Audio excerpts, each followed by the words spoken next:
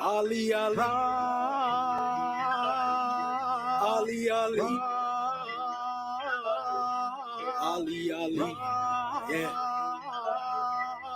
I praise Allah for these lessons. I'm striving to be the message, and I thank Allah for his blessings. Ali was the circle 7. I praise Allah for these lessons. I'm striving to be the message, and I thank Allah for his blessings. Ali was the circle 7. I praise Allah for these lessons. I'm striving to be the message, and I thank Allah for his blessings. Ali was the circle 7.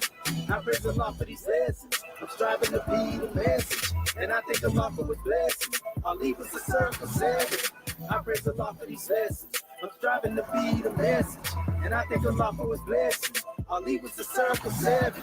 I praise Allah for these lessons. I'm striving to be the message, and I thank Allah for his blessings. Ali was the circle 7.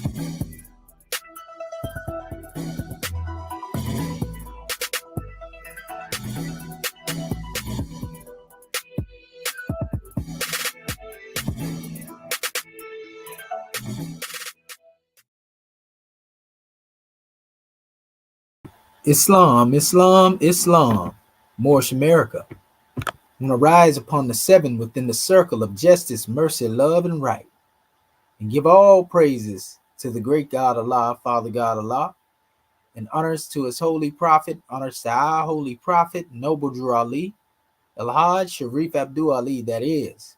We give honors to our Moorish kin once again, here, there, and everywhere, and therefore honors to all of you who are continuously honoring yourselves by being yourselves. We give honors to our Grand National Seal. We give honors to our Grand National Emblem, National Flag, Divine Constitution and Bylaws, and honors to all of you who are indeed a living manifestation and personification of everything. And I do mean everything that our Holy Prophet brought to make us a nation. But at this time, we want to call forth our beloved Consul General of the Isle Territory, so that he may open up the way as we open up our hearts and minds. Islamism without the schism. Islamism without the schism. First, I'd like to rise and give all manner of praise to Allah, honors to the Prophet, honors to our theocratic government, our Royal Council, our flag, seal, emblem, our divine constitution, our swift angels, muftis, citizens alike. Honors to all the Moors that are here in attendance, all the ones that will be, all the ones in the sound of my voice. Honors to our professor on this occasion, Dr. Shedu Amintia Mahadi Shabazil. Honors to all our scribes in attendance as well. And I will begin. The comedian had that Moorish American prayer. Ya Allah abnu haru makunetaru. Ya Allah abhet heru. Ya Allah ma'at heru. Ya Allah hotep heru. Ya Allah haru. Ya Allah mayat heru kuti. Ya Allah awajejeduti. Ya Allah pertim sutek pertim haru. Ya Allah bamaduti. Al-Hadis Sepsis Rayab tu Ali. Amin. Alisa, Alisa, Alisa. And that is to say, O Allah, the Father of the universe. O Allah, the Father of love. O Allah, the Spirit of truth. O Allah, the Spirit of peace. O Allah, the Spirit of freedom. O Allah, the Spirit of justice. O Allah, you are my protector. O Allah, you are my God. O Allah, you are my salvation. By night and by day, through his holy prophet, Drew Ali. Amen. Holy Isa, Holy Isa, Holy Isa. And with the recitation of our Adept Moorish American prayer, we'll move on to our divine constitution and bylaws. Salvation, our God, unity. The divine constitution of Moorish America. Act 1. The Grand Sheikh and the chairman of Moorish America are empowered to make law and enforce laws with the assistance of the Prophet and the grand body of Moorish America. The assistant Grand Sheik is to assist the Grand Sheik in all affairs, if he lives according to love, truth, peace, freedom, and justice, and it is known before the citizens of Moorish America. The bylaws, Act 2. All meetings are to be open and closed promptly, according to the Circle 7, and love, truth, peace, freedom, and justice. Friday is our holy day of rest, because on a Friday, the first man was formed in flesh, and on a Friday, the first man departed out of flesh, and ascended into his Father God Allah. For that cause, Friday is the holy day for all Muslims all over the world. Act 3. Love, truth, peace, freedom, and justice must be proclaimed and practiced by all citizens of Moorish America. No citizen is to put in danger or accuse falsely his brother or sister on any occasion at all that may harm his brother or sister, because Allah is love. Act 4. All citizens must preserve these holy and divine laws, and all citizens must obey the laws of the government, because by being a Moorish American, you are a part and parcel of the government and must live the life accordingly. Act 5. No organization of Moorish America is to cause any confusion or to overthrow the laws and constitution of the said government, but to obey hereby. Act 6. With us, all citizens must proclaim their nationality, and we are teaching our people their nationality and the divine creed, that they may know that they are a part and parcel of this said government, and know that they are not Negroes, colored folks, black people, or Ethiopians, because these names were given to by slaveholders in 1779 and lasted until 1865 during the time of slavery. But this is a new era of time now, and all men now must proclaim their free national name to be recognized by the government in which they live and the nations of the earth. This is the reason why Allah, the great God of the universe, ordained Noble Drew Ali, the prophet, to redeem his people from their sinful ways. The Moorish Americans are the descendants of the ancient Moabites, whom inhabited the northwestern and southwestern shores of Africa. Act 7. All citizens must promptly attend their meetings and become a part and a partial of all uplifting acts of Moorish America. Moorish Americans must pay their dues and keep alive with all necessities of Moorish America. And then you are entitled to the name of faithful. Husband, you must support your wife and children. Wife, you must obey your husband and take care of your children and look after the duties of your household. Sons and daughters must obey father and mother and be industrious and become a part of the uplifting of fallen humanity. All Moorish Americans must keep their hearts and minds pure with love and their bodies clean with water. This divine covenant is from your holy prophet, Noble Drew Ali, through the guidance of his Father God Allah.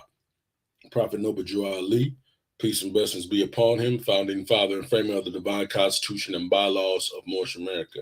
And with the recitation of our divine constitution and bylaws, I will now turn this meeting over to our National Secretary, Assistant Secretary of State, Dendra Kurtabay. Her portion, Islam. Islam. I am Dr. Dendra Kurtabay, but first let me rise and give praises to our great God Allah. I give honors to our holy prophet, Noble Drew Ali. I give honors to Act 1. I give honors to our host this morning, our National Assistant Grand Sheik, Dr. Psuedo-HIEROGLYPHS, Psuedo. And I also give honors to our Counsel General of our, Dr. Trapane Bati Bey, for opening us up according to law, Islam. And at this time, I will be reading our chapter of the week, chapter 63, coming from our Holy Quran. And it reads, Holy Instructions from the Prophet, Inconstancy. Nature urges thee to inconstancy, O man. Therefore, guard thyself at all times against it. Thou art from the womb of thy mother, various and wavering. From the loins of thy father inherited thou instability.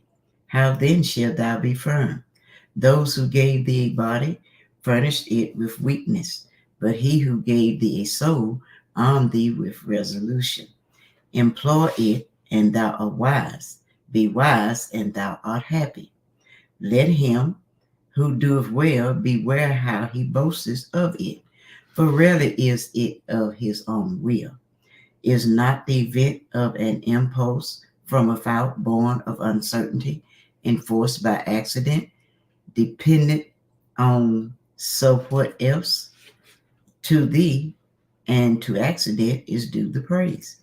Beware of irresolution in the intent of thy actions. Beware of instability in the execution. So shall thy triumph over two great failings of thy nature. What reproaches reason more than to act contraries? What can suppress the tendencies to these, but firmness of mind? The inconstant feeleth that he changeth, but he knoweth not why. He seeth that he escaped from himself, but he perceiveth not how. Be thou incapable of change in that which is right, and men will rely upon thee. Establish unto thyself principles of action, and see that thou ever act according to them. So shall thy passion have no rule over thee. So shall thy constancy ensure unto thee the good thou possessest, and drive it from thy door misfortune. Anxiety and disappointment shall be strangers to thy gates. Suspect not evil in anyone until thou see it. When thou seest, forget it not. Whoso have been an enemy cannot be a friend, for man mendeth not his faults. How should his action be right, who have no rule of his life? Nothing can be just which proceedeth not from reason. The inconstant have no peace in his soul, and neither can be at ease whom he concerneth himself with. His life is unequal, his motions are irregular, his soul changeth with the weather. Today he loveth thee, tomorrow thou art detested by him. And why? Himself knoweth not wherefore he now hateth. Today he is the tyrant, tomorrow thy servant is less humble. And why? He who is arrogant without power will be severe while there is no subjection. Today he is profuse, tomorrow he grudges unto his mouth that which it should eat. Thus it is with him who knoweth not moderation. Who shall say to the chameleon, he is black, when the moment after the vineyard of the grass overspreadeth him? Who shall say of the inconstant, he is joyful, when his next breath shall be spent in sighing? What is the life of such a man but the phantom of a dream? In the morning he rises happy, at noon he is on the rack. This hour he is a god, the next below a worm. One moment he laugheth, the next he weepeth. He now willeth, in an instant he willeth not, and in another he knoweth not whether he willeth or not. Yet neither ease nor pain have fixed themselves on him, neither is he waxed greater or become less, neither have he had cause for laughter of reason for his sorrow. Therefore shall none of them abide with him. The happiness of the inconstant is as a palace built on the surface of the sand. The blowing of the wind carrieth away its foundation. What wonder then that it falleth? But what exalted form is this, that hitherward direct its uninterrupted course, whose foot is on earth, whose head is above the cloud? On his brow sitteth majesty, steadiness is in his port, and in his heart reign tranquility. Though obstacles appear in his way, he designed not to look down upon them. Though heaven and earth oppose his passage, he proceeded. The mountains sink beneath his tread. The waters of the ocean are dried up under the sole of his foot. The tiger throweth herself across his way in vain. The spots of the leopard glow against him unregarded. Stones roar against his shoulders, but are not able to shake them. The thunder bursteth over his head in vain. The lightning serveth but to show the glories of his countenance. His name is resolution. He cometh from the uttermost of the earth. He seeth happiness afar off before him. His eye discovereth her temple beyond the limits of the pole. He walketh up to it. He entereth boldly, and he remaineth there forever. Establish thy heart, O man, in that which is right, and then know the greatness of human is to be immutable. Islam, Islam, Islam.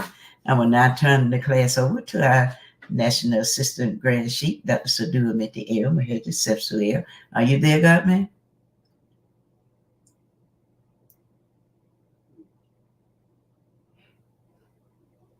Islamism, goddess and queen. Islam, gratitude. We are definitely on the manifest. Islam. So what we gonna do is, we have our book of fire. We always want to come forth with it, and we just want to equally distribute this measure here, and we got some grand drawing to bring forth. So we're gonna actually come from the portion that starts with page 347. Moses meets himself, and we can go there and stop at 348 for our first volunteer reader, and then pick back up on Islam. You got it, Grand Secretary of State? Yes, sir. Yes, sir. You said page 347 to what more? Basically the top page of 348 above All man right. and ego, and then Yes, you're sir. gonna Islam, and then you're gonna pick up on page 404, the divine origin of the Ten Commandments.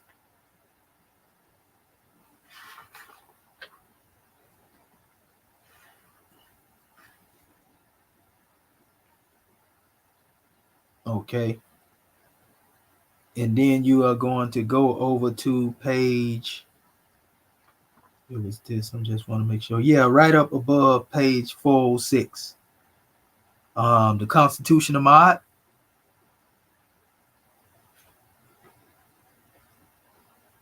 Yeah, that's 404 again up to 406, the Constitution of Mod. And then we can have Islam. Islam. Okay. We heard Sister Curta Bay, then we'll go to Brother Bati Bay. So the Constitution of Ma'at, Curta Bay. Okay. You want to start on 406. You're going to go to page 4. Let me see here. Yeah, 408. 408.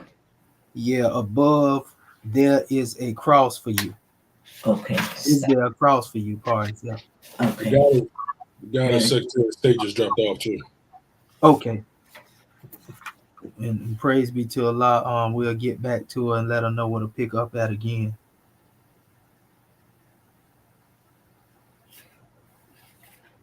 Also, we'll have you, Brother Bati Bay. Islam. Yeah, we'll have you pick up at page 542. 542. Yeah, that's the 5-pointed closed star. 1 second. Let me go. 542. Yeah, and then you're gonna go over to page 546 is where you're gonna stop above. Why is love necessary? Islam. So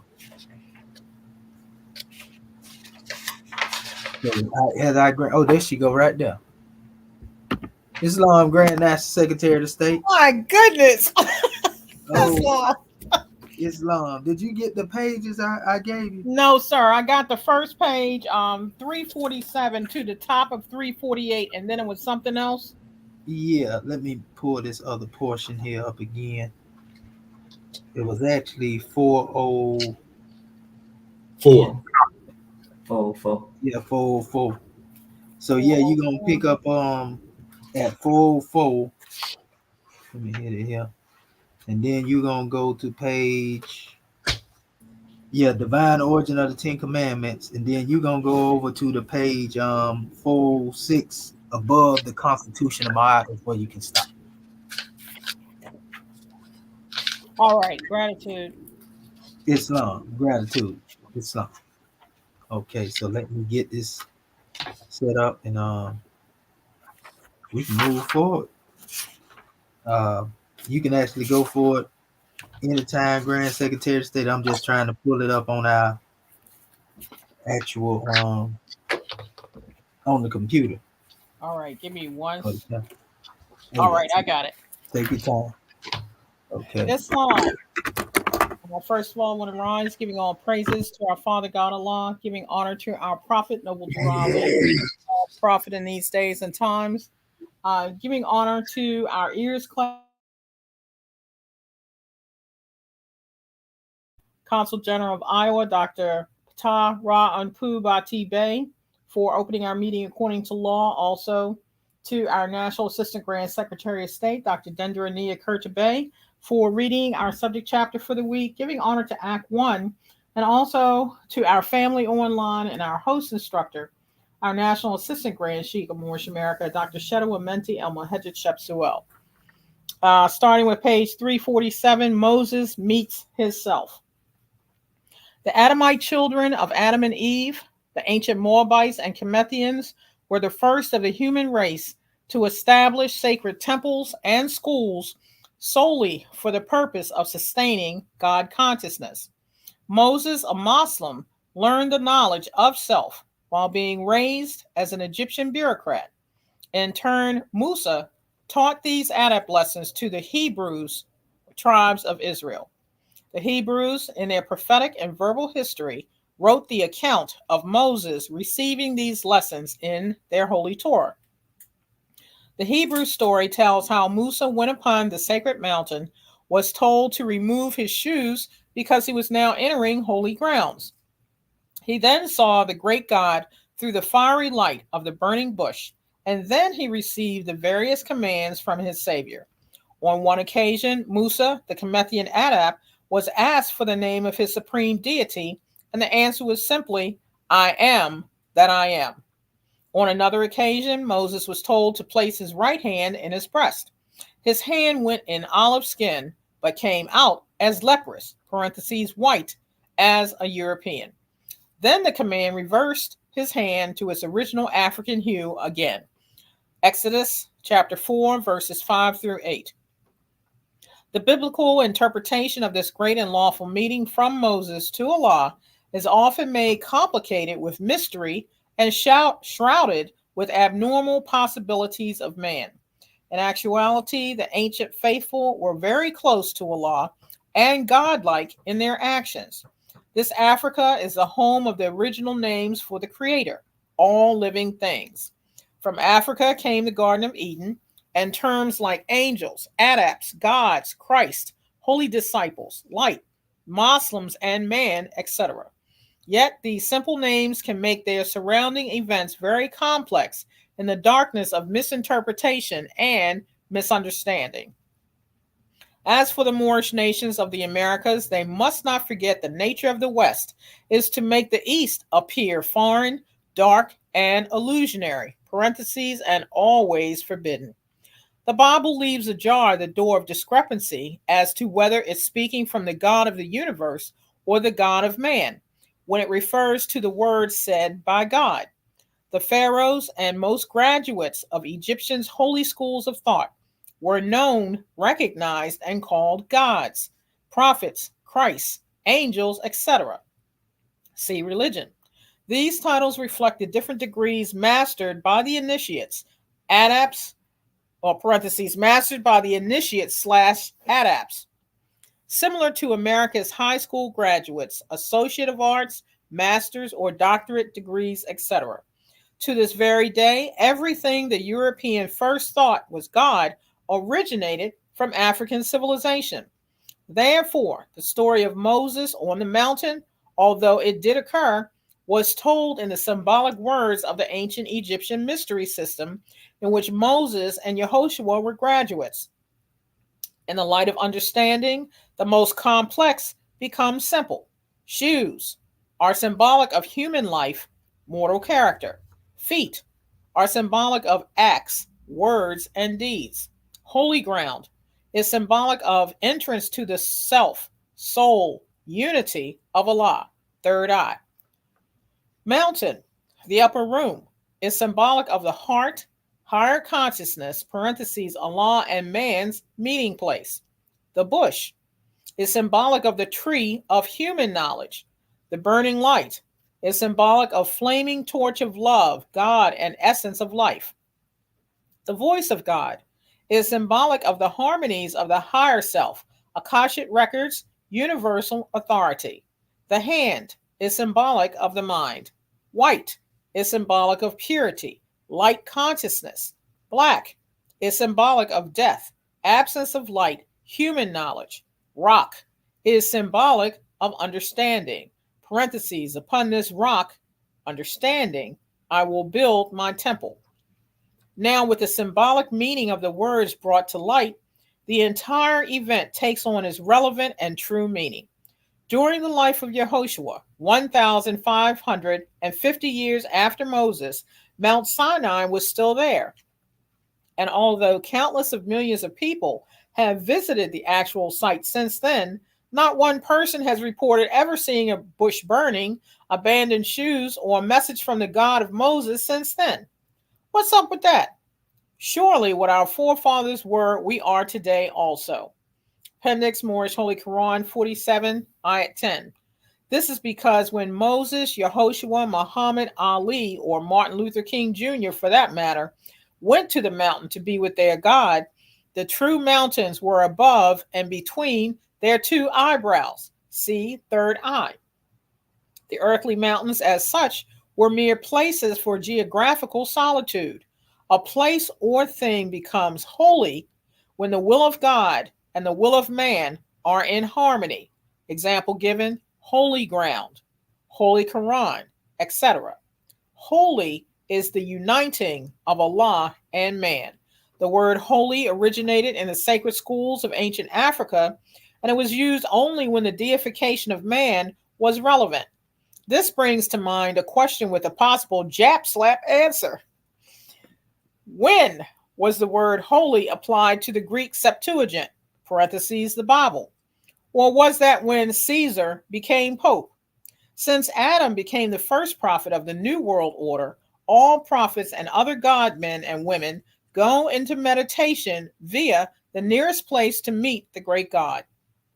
Through meditation, they cannot take any naught or other people, parentheses, physically, with them into the divine light and paradise of silence. They can only take them by the white hand, parentheses, pure mind, and guide them. It is very obvious the mountain of God, prophets, and angels are not the same earthly mountains seen by humans. Now I'm going to go over to page 404.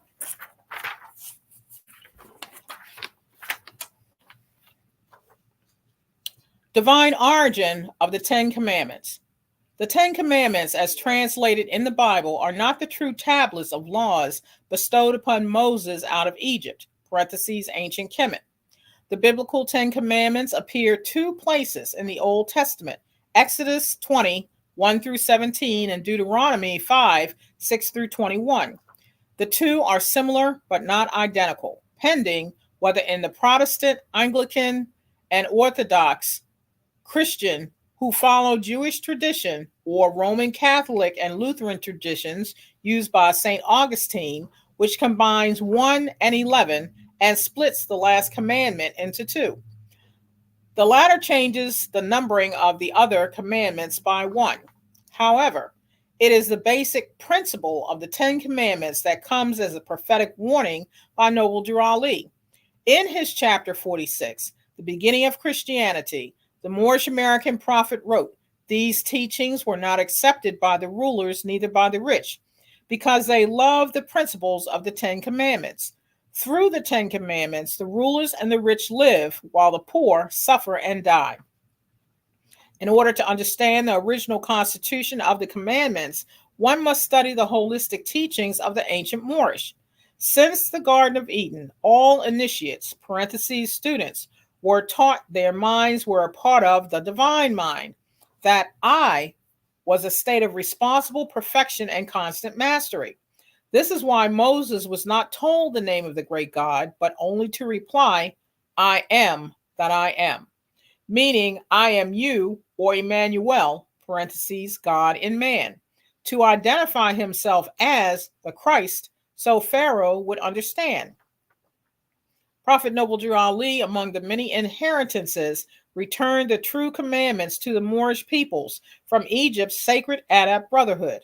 He was the first in America to teach from an ancient Egyptian constitution known as Tablet of Resurrection into the Light. The European West, especially the Wallace Budge's translation, called this the Egyptian Book of the Dead, a typical misnomer and customary pale skinning of African history.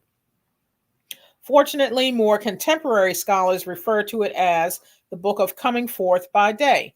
This later translation, this later transliteration is more Afrocentric and relevant than the Romans' Book of the Black, Book of the Dead, Book of the Dead. These highlights the meaning of the word black, which according to science means death. See question number 87. And the common fact that just because the truth starved African American scholars' colloquialisms, connotations, and misuses of European words does not alter their true meaning. For example, the word black means death or negative for all of history until the 1960s Black Power movement in America. Since then, they have given it the reverse connotation of life and positive.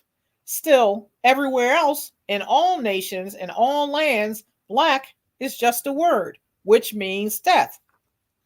Yet, the most brilliant of the miseducated black intellects apply this word to themselves and children without serious inquiry, but only in America, the only place on earth where black people have been lawfully made and produced for 4 centuries. Anyway, back to the 10 Commandments. Most modern biblical scholars avoid trying to explain why virtually all the laws of the great God were given to olive-skinned peoples, mostly in Africa, originating in the higher elevations of East Africa from the Upper Nile to Sheba, Ethiopia, or from the mountains of the Holy Lands to Africa's Kushite peninsula called Arabia. Separated by the European artificial waterway, the Suez Canal, dredged in 1869 but nationalized by Egypt in 1956. All of the prophets which transmitted the words of God were African or Asian nationals, from Adam to Muhammad, with nearly 2,500 in between, including Moses, Abraham, David, Solomon, and Yehoshua. See the Garden of Eden. As for Moses, one must remember he was Hebrew born, but raised as an Egyptian adept master, not as an ordinary Egyptian, but in the highest Kemethian nobility of the pharaohs. Naturally, Moses received all the instructions of the adept Egyptian mystery system because he was being groomed to become a pharaoh. Drew Ali enlightened the Moorish Americans to the principles of the 10 Commandments, the foundation of thou being the principal addressee instead of I. The old-time religion taught I, self, Lord, and master equals Islam. Islam equals peace. The Egyptian constitution of Ma'at governed with the word I to include the first persons of me, mine, my, we, and ours. The Greeks, Romans, and King of the James boys translated the Ma'at I to thou to feature the second personages of thee, thine, thy, ye, and you. Through these revised versions to the principle, Roman (European) rich lived while the poor suffered and died to receive their rewards in the sweet by and by. Moses, Abraham, and Sharif Abdul Ali were all Egyptian adept masters. They were born into various African tribes, but their degrees of prophethood were all founded upon the ancient Egyptian mystery system of self-mastery. The deification of God and man here and in the hereafter. When Moses introduced the tablets of laws to the nations of Israel, they were pure and did not contain any other God before the one found within, Quran, Surah 7, Ayat 145. In Palestine, where Greek had been made the national language, it was the pale-skinned people who titled themselves, quote-unquote, God, meaning ruler of the land, question number 93, and other people were, quote-unquote, thou. Contrary to Western beliefs, the great God did not write the Bible. It is translations by European Greeks, Romans, and Englishmen from pillaging the tablets of African prophets. Nowhere is it written where King James or his kinfolk, parentheses, Frank and Jesse, went to Allah and got the words ordaining them to write the Bible. All true and divine prophets who ever left a book say where and when they received the words from their God, because most of all the sacred writings were handed out in stages from the ancient mystery system of Egypt. Albeit the Bible was never ordained to be, where is its prophet? Its God. And where did it acquire the word holy?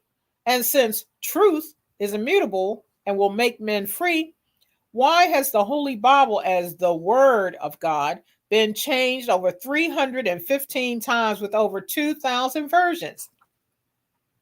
In 1700s, the York and Scottish Rite Orders of Freemasonry established this principle of the Ten Commandments as the absolute requirement for initiation into its secret society. Freemasonry, built upon the murder of Hiram Abiff, parentheses, ancient African wisdom, was designed strictly for, quote-unquote, free white men by free white men. With the commandments firmly in place, members could assume the attributes of God, and all others were outside in their profane world. Basically, every Mason must recognize the lodge and fellow members as purity by swearing, "So help me God," upon demand. Needful to say, these principles of the Ten Commandments were later brought to North America and written into the Declaration of Independence and U.S. Constitution by the same Masons and upheld by the Pope. These are the biblical and lawful reasons why the Moorish will never be free as a pure and clean nation while under the Roman yoke and law. It was designed for Europeans to rule while the Moorish suffer and die, trying to be other than themselves, but not knowing how or why. The Egyptian commandments before Moses. The ADEPT Egyptian mystery system not only included all the sciences of geometry, medicine, astrology, etc., but also laced with the character-building lessons of perfection. These lessons were of self-mastery and focused on developing the God powers which are dormant in every human. Among these sacred laws were the 42 declarations of Ma'at of the Commethian Constitution. These became the principal laws of purification for the initiate to reach deific life. The foundation of these was to honor the father and the mother, that your days would be longer upon the earth land which the great God has given to you. The 42 declarations of Ma'at listed in this chapter can easily be identified with the Ten Commandments through Moses, except they were written nearly 2,000 years before he was born. Also exceptional is the Greek, Roman, and English translations from the first personage of I and self and replaced with thou and thee. There's a world of difference between what I have not done as opposed to the Europeans' biblical misnomer of thou or you shall not do. The English word thou is an ecclesiastical prose meaning a person or thing addressed outside of the principle, whereas I is the principle. The results are devastating because where thou shall not kill, it leaves ajar the door for the first person to kill without atonement. Today, it is mind-blowing for the Moorish to think in terms of themselves as gods or fruits of the great God. Nevertheless, blow it, because the minds they blow are not their own anyway. Remember, no finite mind can comprehend things infinite. Moorish Holy Quran, chapter 1. It was their forefathers who established the first religious creed, parentheses, old-time religion, and they could not have accomplished this unless they themselves knew the great God in all his infinite glory. When they, the ancient African forefathers, wrote the Constitution of Maat, it was based upon the knowledge that sin lies in the wish, in the desire, not in the act. Before sin could be committed, I must be the understood principle. Without due consideration to the God principle, then all men will suffer the same fate as did Adam and Eve, the mothers and fathers of the human family. See Adam and Eve. Compare the articles of the Constitution of Maat to the biblical 10 Commandments revealed through Prophet Moses, an Egyptian adept master. These laws of the Nile were established in the kingdom of God nearly 2,000 years prior to the tablets, parentheses, Torah, of Moses. Islam, Islam, Islam. Gratitude. Islam, Islam, Islam. And I will continue. The Constitution of Ma'at. I have not done iniquity. I have not robbed with violence. I have not stolen. I have not done no murder. I have done no harm. I have not defrauded offerings. I have not diminished obligations. I have not plundered the nature. I have not spoken lies. I have not snatched away food. I have not caused pain. I have not committed fornication. I have not caused shedding of tears. I have not dealt deceitfully. I have not transgressed. I have not acted guiltfully. I have not laid waste the plowed land. I have not been an eavesdropper. I have not set my lips in motion against any man. I have not been angry and wrathful except for a just cause. I have not defiled the wife of any man. I have not defiled the wife of any man. Repeat twice. I have not polluted myself. I have not caused terror. I have not transgressed. Repeat twice. I have not transgressed. I have not burned with rage. I have not stopped my ears against the words of right and truth. Parentheses, ma'at. I have not worked grief. I have not acted with insolence. I have not stirred up strife. I have not judged hastily. I have not been an eavesdropper. Repeat twice. I have not been an eavesdropper. I have not multiplied words exceedingly. I have not done hither harm nor ill. I have never cursed the king. I have never fouled the water. I have not spoken scornfully. I have never cursed the nature. I have not stolen. I have not defrauded the offering of the nature. I have not plundered the offering to the blessed dead. I have not fetched the food of the infant, neither have I sinned against the nature of my native town. I have not slaughtered with evil intent the cattle of the nature. The 10 Commandments. I am the Lord thy God. Thou shalt not have no other gods before me. 41. Thou shalt not make unto thee any graven images. Thou shalt not take the name of the Lord thy God in vain. 7:37 and 41. Remember the Sabbath day to keep it holy. Honor thy father and thy mother. Parentheses 1:12 and 28. Thou shalt not kill. Parentheses 4. Thou shalt not commit adultery. Parentheses 11, 20, and 21. Thou shalt not steal. 2, 3, 5, 6, 7, 9, 39, and 40. Thou shalt not bear false witness against thy neighbor. Parentheses 8, 13, 18, and 29. Thou shalt not covet thy neighbor's houses or wife. Parentheses 13, 20, 21, 29, and 33. Carefully note the change of principles in the King James Biblical Version. Needful to say, based upon the principle of the 10 Commandments, author of the Bible distributed these laws of the land into every court, lodge, church, home, prison, and school and hotel room. This make every red-blooded American accountable to know of the law of thou shalt not. Meanwhile, the rulers and the rich fleece its citizenry with justifiable homicide of the poor, economical rape of the working class, and coveting the wealth from neighboring countries. This too is justifiable religion, and the same God which owned the poppy fields and distribute cocaine into the urban interiors of the land are the same gods which punish both the dealer and the addicted for thou having another drug God before them. The same God that manufactured weapons of destruction and sell them to common people are the same that locked up thy ass for the use of them.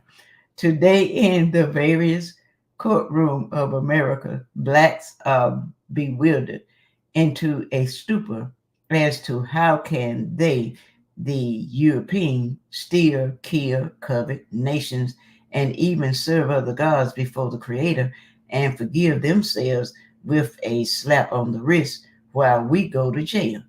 Big time are executed. Little do Negroes realize the answer rests upon the principles of the Ten Commandments in your Holy Bible. In the European culture, the judges are exalted forms of wishful masters and honored as gods. See Freemasonry. Therefore, it should not be considered as an unsolved mystery when the laws of the G are enforced when thou goeth before him. After all, every thou, y'all, you all, is taught the Ten Commandments from childhood. Hence, this gave rise to the phenomenal warning known throughout the Christian world. Ignorance of the law is no excuse, because y'all, parenthesis, thou, have been commanded exactly what thou shalt not do up in here, America. This brings to light a modern day legal upheaval of fur and feathers about the 10 of the 42 laws old man Moses stole from the 42 of the ancient Communion Constitution. Did you hear about the European chief judge for the state of Alabama who raised quite a national stink about the constitutionality of his 2,000-pound pet marble statue of the Ten Commandments not to be removed from the public state courthouse? That was in the summer of 2003. He even threatened to chain himself to the heavy stone before he would let some Yankee politician remove the words of God from the state government building, and had rare thousands of supporters that agreed with his conviction. However, this author's firm suspicion that if parentheses anyone had really wanted him to remove that rock in a parentheses, the good judge had been slipped the true African origin and history of his beloved 10 Christian commandments, he would have ran, foaming at the mouth, and personally sledgehammered that graven image to fine powder. The Ten Commandments, the demise of Egypt. The question is often asked during the constitutionality of Ma'at, the commandments and the sacred institution of the Egyptian mystery system with all the world's first wisdom, philosophies, and civilization. How could Egypt allow itself to be conquered by the Greeks, Romans, Arabs, French, and British? Over these past 2,300 years, these invading empires have taken turn at raping Egypt, destroying her intellectual and historical resources, knowing Egypt was the light and held the keys to civilization. But why did the great God forsake the candle of the human family? How could the combined Comedian, upper and lower kingdom fall victim to these lesser godmen. Firstly, there is no one answer to this line of inquiry, but there is a great answer among the many. It lies within Kemet's holy instructional system itself. Drew Ali states of those who the sons of men have agreed to raise to sovereign power and sit as a ruler over themselves. The scepter of power is placed in thy hand, but not for thyself, parenthesis, Egypt, where these ensigns given, not meant for thine own, but the good of thy kingdom. Most Holy Quran 29, 1 and 2. The strength of Egypt was in its heart. It must be remembered, Kemet, parenthesis, Egypt, represents the gnosis of Amexem, parenthesis, Acubilon, or Africa. Origin and divinity of the human family, first civilization and culture empires, foundations upon man's harmony with his creator, establishment of all sciences, medicines, mathematics, astronomy, botany, philosophy, jurisprudence, art, dentistry, surgery, architecture, and literature and religion. Remove the above from today's European countries, example given, America, Canada, England, Britain, Australia, Germany, Greece, Italy, etc., etc., etc., and this entire world as we know it would crumble into utter darkness.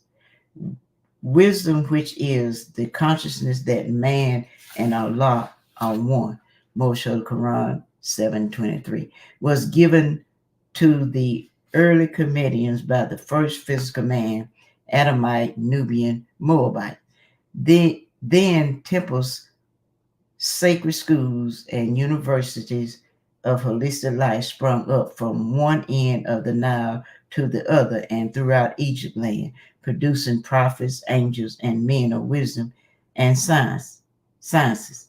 However, there was just one thing wrong to the Egyptian mystery system with its deification curriculum.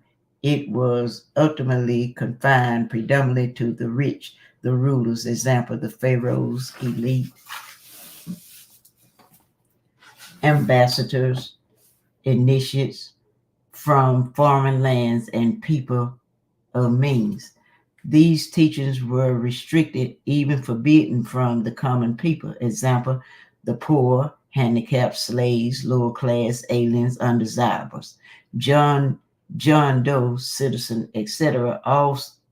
Although it must be remembered the average lifespan of commissions was 30 years of age.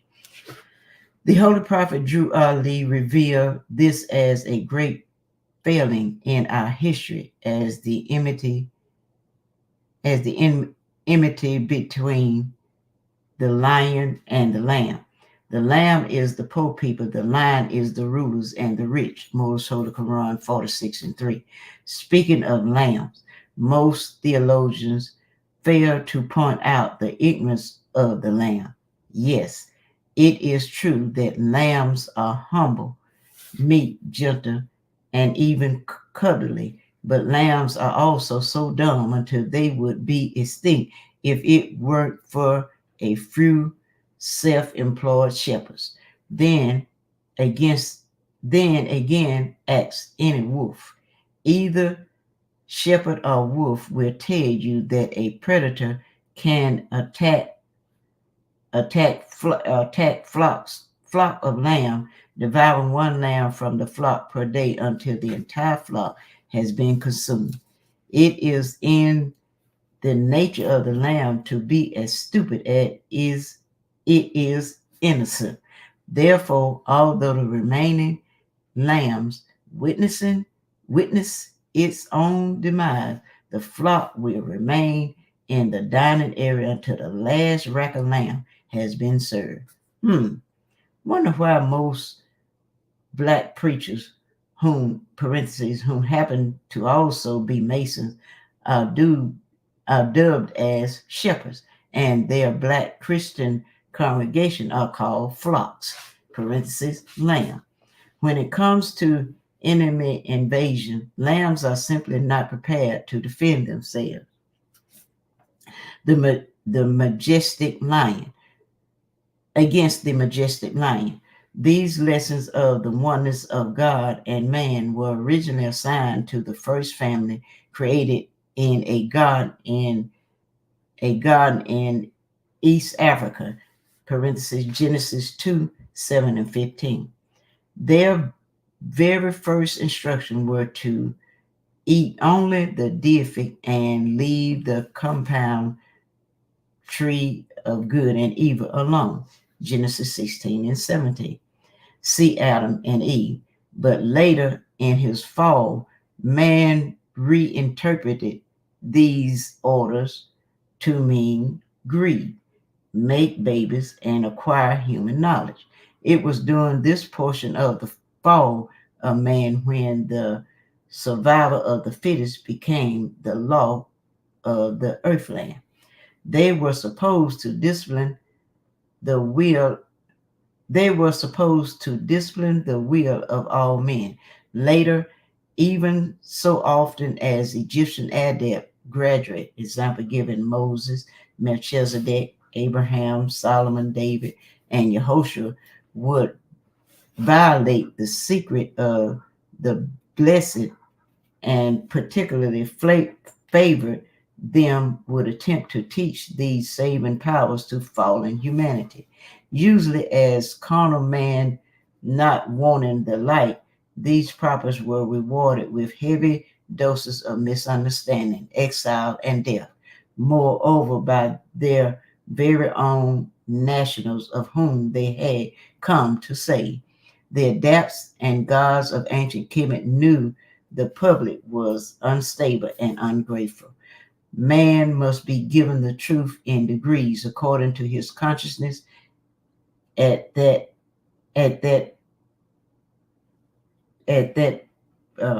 public at that time. However, the Pharaoh developed secret brotherhood to withhold these truths. During his illustrious life, Sheikh Sharif Abdul Ali, knowing the opposition to truth embedded in the minds of his Moors, appealed to their Christianized state when he wrote on page 3 of his Holy Quran, "These lessons are for all those who love Yehoshua and desire to know his life, works, and teachings." Also, how the father can set their house in order and the mother are to teach these lessons to your little ones. Today, man still believes the truth is not for everyone, but that is not what Allah has said. Here in America, the European has patented their educational system upon the identical format as the ancient Egyptian. Harvard, Yale, private academies, and prestigious halls of learning are for the nobles and wealthy. Meanwhile, the public are parochial schools under the guise of these sheepskin rulers are programmed in continuing miseducation of the masses. The knowledge of self has never been on the education agenda of the American school system. This is the complete circle of how the rulers and the rich so love the principle of the Ten Commandments, because it allowed the rich to live while the poor still suffer and die. Also, this shows the origin of the esoteric big I and little u principle being practiced worldwide today. See Freemasonry. It also is an explanation why all the Egyptian conquerors sought first to put out the light in Egypt, because of its being the capital of the dominion of Africa and having the keys to civilization, Egypt was and is the light of the world. When the light, parenthesis, truth, goes out in Africa's Egypt, all of humanity is blackened into the chaos of the world. Moorish Holy Quran 47. This is why Noble Drew Ali said, I am the fifth and the last prophet, and I am 5 times more powerful than I was before, because he brought the little open book to reveal all secrets to all men. See Moorish Holy Quran, page 3, and Revelation 10. He brought these lessons of saving powers to all men, all nations, to be taught universally under love, truth, peace, freedom, and justice. Moorish Holy Quran, chapter 1 and 11. Then and only then will the lion and the lamb lay down together, and neither will be harmed when morning comes. Moorish Holy Quran 46 and 5. When this is done, America, the new Egypt of the West, will be the eternal light for all humanity, never to be extinguished again. Islam, Islam, Islam. And now I would turn everything over to Council General Dr. Batibe. Islam. Islam, Islam, Islam. I will begin. The five-pointed closed star. The closeness of the star represents a certainty of jurisdiction and limited boundaries. Noble Drew Ali teaches often about a five-pointed star in his questionnaire. Is written, question, what do the 5 points represent? A, answer, love, truth, peace, freedom, and justice. All Moors need to know the true meanings of the 5-pointed star, often called a pentagram or pentacle. The 5-pointed star symbolizes the independent God state of man. It displays his principle, spirituality, and physical nature. People see representations of the pentagram around them nearly every day. For example, pentad, 5 years, pentacle, pentagram, pentagon. The ancient Moors were the world's original seafaring people. And because the universe gave them guidance, they created the symbols of the pentagram. They used the North Star, Polaris, in the constellation Ursa Minor, Little Dipper, for creating the travel science known as navigation. The pointers in Ursa Major indicate this polar star position. It is these pointers and 500 light year distance which gave a steadfast definition to the 5-pointed symbol. Because Polaris is the outermost star in the handle of the Little Dipper, the ancient ones gave the singleness of the pentagram its independence. This is why the 5-pointed star is also alone in the Moorish and Islamic emblems. It represents stability, consciousness, and deified government. The European did not develop knowledge of the pentagram until after their pillage of Africa, and they dared not to display this universal knowledge until they were assured the giant was asleep. Prior to this enlightenment, most all of Europe were using cross lines, often mixed with figurines of plants and animals upon their shields and banners to represent their special families, clans, and nations. This is to say, the pale-skinned people had absolutely no belief of the universal order of things due to their lack of knowledge in the geometry of stars, planets, and circumference of the earth. Now, today, they feel safe to have the Pentagon. a lone star state, and 50 stars in the United States flag. The pentagram is the most compact of all the symbolic stars known to man. There are no 1, 2, 3, or 4 pentagram stars, and with each pentagram representing a powerful 72 degrees per point, there is no other star expressing the 360 degrees of wisdom according to science with the essence of pentagrams. The closeness of the star represents human achievement. A four-pointed emblem as the symbol adopted by North Atlantic Treaty Organization NATO has a closed body of 4 tips. Excuse me. It is often used on maps to show the meridians of north, east, south, and west.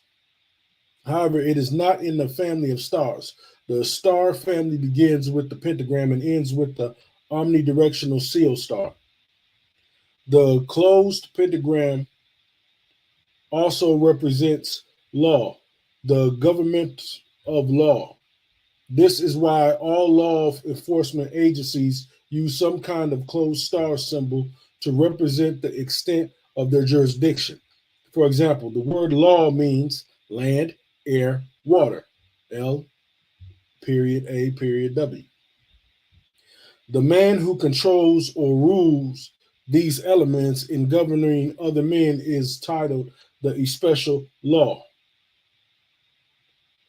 Entitled that is special law, e.g. sheriff, city police, state trooper, Coast Guard, Air Force, Armed Forces, FBI, CIA, etc. Also, the star is used to represent entire states, e.g. Texas, Tennessee, and countries or dominions like the 50 United States, Liberia, Israel, Ethiopia, and Morocco, etc. Since the ancient ones originally used the star in the civilizing and the feeding of the first world, every nation or human government now uses the stars in some form or another. For this reason, it is very important for the Moors to pay close attention to whether the pentagram has a open or closed body or standing upright, tilted, or upside down position. These are keys to a greater understanding of the symbolic use of the pentagram, especially by modern men. For example, the most perfect of pentagram symbols is the upright open interlaced star, e.g. the flag of Morocco or Ethiopia. It represents a totality of divine principles without a shadow of negativity. It is the flawless God state of love, truth, peace, freedom, and justice. It is the infinite and exists with or without human intervention, yet it's the very cause of human existence. When the pentagram is upright, it represents godliness and right, an independent entity of harmony between man and his God and his creator. Next, notice the same 5-pointed star still upright and completely filled inside to all points. This is called a closed star. Now, the closed star has limitations, boundaries, and is more earthbound, and it represents human accomplishments, laws of man, etc. Being upright means the star is balanced by deific jurisdiction and man's inalienable rights. The United States currently has 50 of these stars for each state in its union. Several other nations have one or more closed stars in their flags, e.g. Angola, Algeria, China, Iraq, North Korea, Togo, Vietnam, and Zimbabwe, etc. And now, since its grand introduction in 1925, the clean and pure nation of the Moorish American has returned to them the original star with the scimitar inherited from their ancient forefathers. Beware of any 5-pointed star not standing as an upright man, because it's a sign which means just that. There is something not quite right about it. If it's cocked left or right, or worse yet, upside down, it is simply not in accord with the divine scheme of things. Notice the only star or planets not remaining with God placed them are those that are either fallen or short-lived. This holds true no matter if the pentagram is open or closed. Good examples of the upside down open pentagram are the Star of Satan worshippers or the infamous Freemasons' Baphomet, the satanic goat of Mendes, god of lust. Also, to show man's inhumanity to women, this star, when closed, is obviously used by the sorority of sisters in the Eastern Stars Not So Secret Society. Their Freemasonic founders were so pissed at Ruth's spying and meddling into the secrets of the lodge business until they cursed their women with the five-pointed mark of Satan, Freemasonry. See Freemasonry. So the severity of this Masonic profane sin and crime has yet to come to light. In actuality, someone has the same creator that made the first man also made the first woman in the same house. The upside down pentagram is no more than a shadow of the real star, which is always facing the light. Without the truth, there can be no falsehood, and without a true star, there can be no upside down shadow of a star. Without the truth, pardon me. The catch-22 is without the light, even the life of the star doesn't mean jack. All stars exist only because they are reflectors to the light of truth. However, if a star is out of position to receive the light, it cannot receive the light. More Holy Quran 2:16. Hence, whenever a pentagram is not perpendicular, it is simply out of order with the universal plan. It then represents a degree of man's fallen depth. Like so, the star represents the life and or fall of man. Hence, only people can represent the higher self, and only people can represent the lower self. Question 68 to 69. Until the advent of Noble Drew Ali, all men had a choice to be one self or the other. But the Holy Prophet removed the choice from the Moorish Americans. Each of them must love instead of hate. See Act 6. Repossession of Moorish symbols, etc. The Moorish Americans have inherited known and yet known symbols through their ancient forefathers. Some of these have a legacy of 2 to 20,000 years in draft practical use. The Holy Prophet returned to the consciousness of the Moorish numerous symbols. The replicas expressed their previous contributions as well as future purpose to civilization. Indeed, the emblems of this clean and pure nation clearly place the Moors back upon the throne of the torchbearers of civilization, and again to feed the world with much wisdom. More show the Quran 48:5. Under the brand names of under the brand names of associated chattel, e.g., Negro, Black, Colored, African American, etc., there can be no true ownership. But now the Moors can live out the meaning of their creed. In my Father's house there are many mansions, because they are the children of one Father. More Holy Quran 25. The Moorish are the possessors of the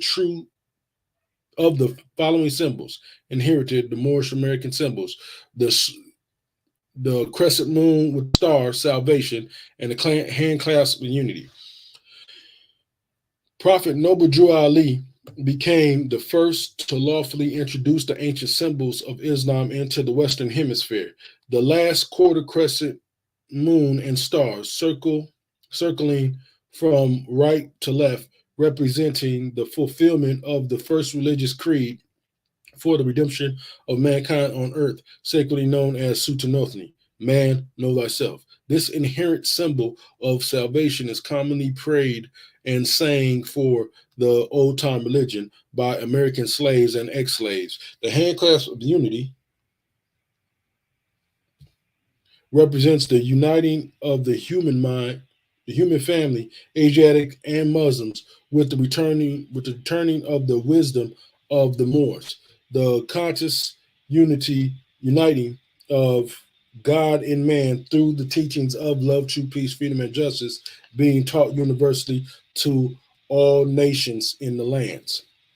Representing Moorish National Seal, the logo circle 7, charter. Moorish American flag. Question 21, center principles, scimitar, and star. Question 21. Moroccan flag, red with a 5-pointed green star. Question 19. The great God, Allah, the all-seeing eye. Old time religion, the crescent moon and star with salvation. International, handclasp of unity, uniting Asia. Heritage emblem, the crescent / camel, fig tree, and pyramid. Constitution, divine, and national. The above symbols represents every aspect of Moorish American regime, and will be more defined in this chapter. Our holy prophet said, I have brought you everything it takes to save a nation. Now take it and save yourselves. Here it should be reiterated, Noble Drew Ali did not say to save an organization, but a nation. The reason for this bit of Moorish trivia is because for over 70 years, there have been hundreds of thousands of Moors looking for their salvation as a people within the confines of their Sunday school organization called the Moor Science Temple. Generally, they did not realize the founder incorporated the MST of A into the United States government via the state of Illinois for the express purpose of uplifting fallen humanity back into the free national standards and principles of the human family of nations. The Moorish American can never truly be themselves a clean and pure nation while incorporated under the iron hand oppression of another government. The Moors must learn to recognize all that is inherently their own. Needful to say, many of these have been protected. Needful to say, many of these have been protected behind the tailored doors of Freemasonry, while the rightful African owners took a 400-year nap.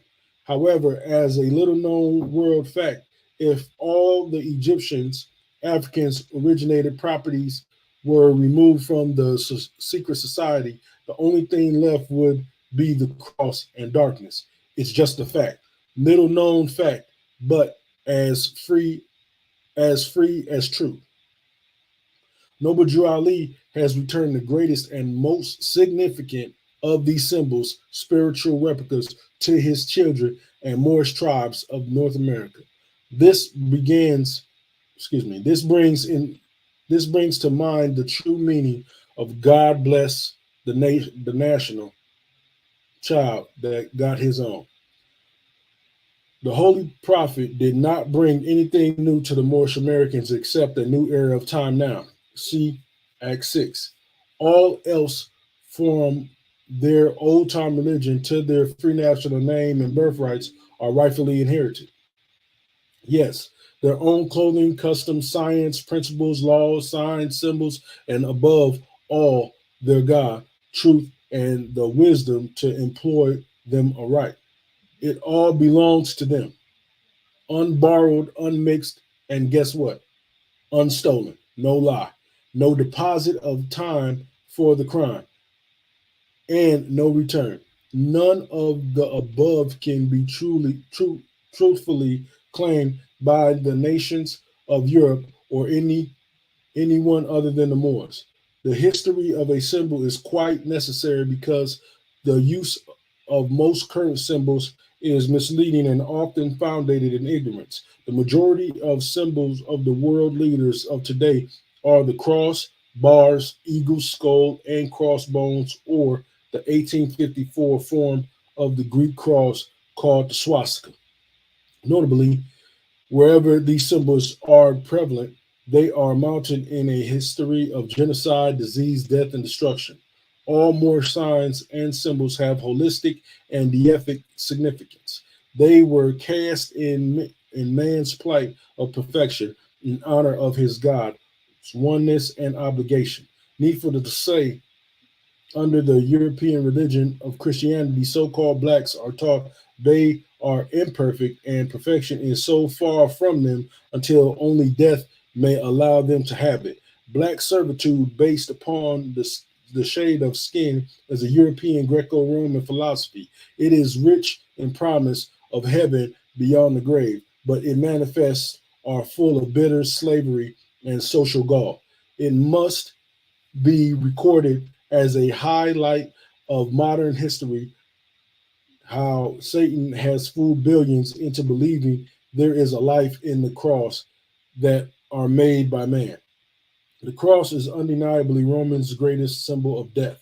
The original Madonna of Aset and Heru, the Ankh, obelisk, and pillars, swords, and stars are among many of life-giving symbols founded by the ancient ones. There is also a cord of deification that bonds all African symbols into monotheist oneness. Down through the past 6,000 years, resulting from the pillage of Africa's, dozens of these ancient symbols have been adopted by many nations and societies. However, the spirit of God in man was not transliterated with their transfers. The problem which naturally arises is the newly awakened Moors do not recognize the works of their forefathers. In some cases, they have been miseducated to think their own is wicked, sinful, or treasonous to the status quo.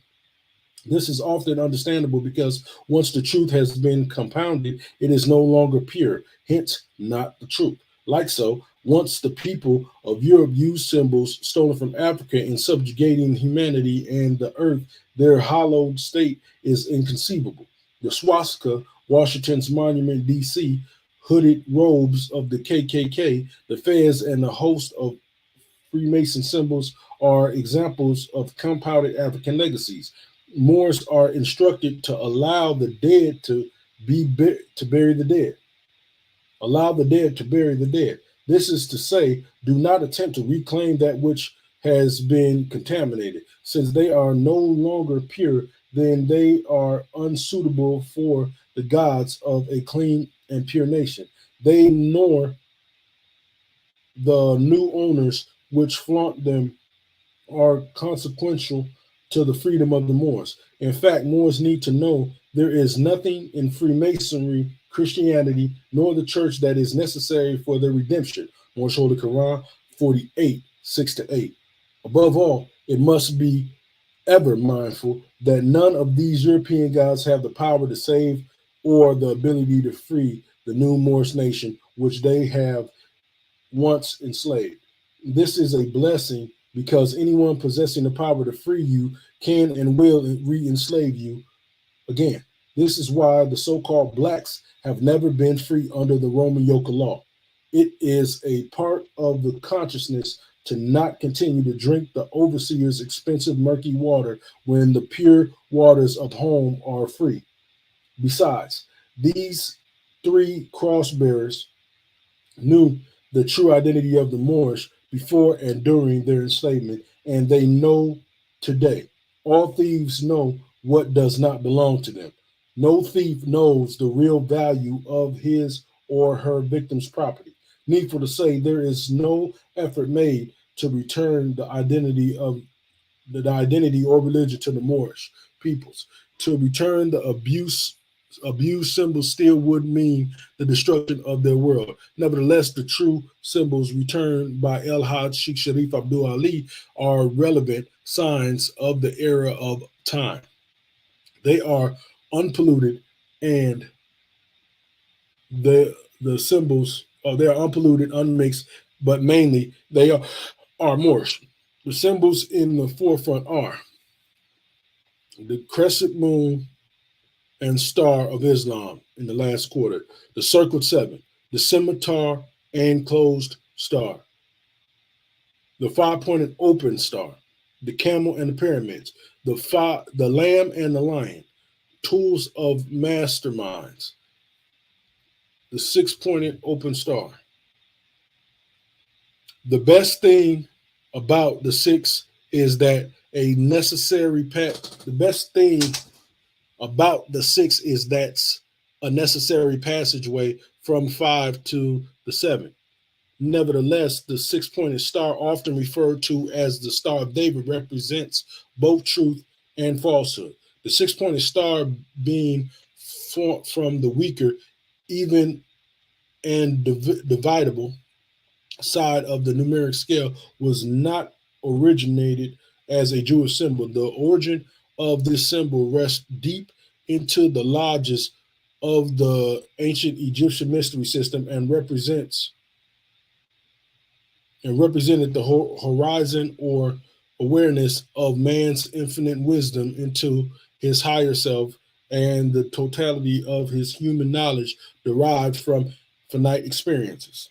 It was Moses who broke the Comedian sacred vow to reveal the opposing pyramids to the pale-skinned outcasts of the north, then later used to represent the manumission of the so-called Hebrews from Egyptian servitude.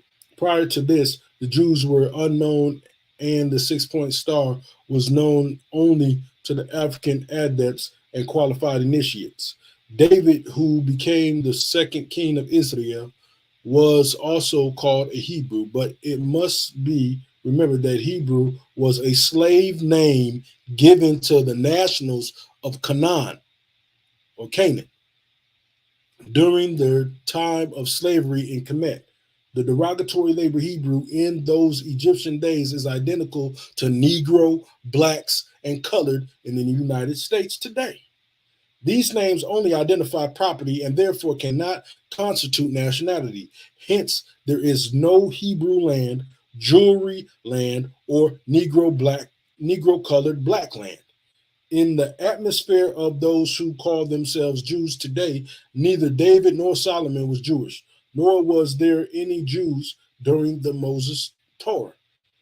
This term Jew came later. See, who are the Jews? Nowhere in the Torah or Bible is there a time or place where Hebrews and Jews were begotten, as were all other persons and nations. The six-pointed star is called the Star of David because it was made the Hebrew national seal. This symbol was used in the era, prophethood, and advent of the Egyptian Adat master, King David, father of Solomon. This star is constituted of two interlocking triangles opposing each other. It symbolizes what the adepts call the duality totals of the world: truth, falsehood, life, death, man, woman, light, darkness, high, low, good, evil.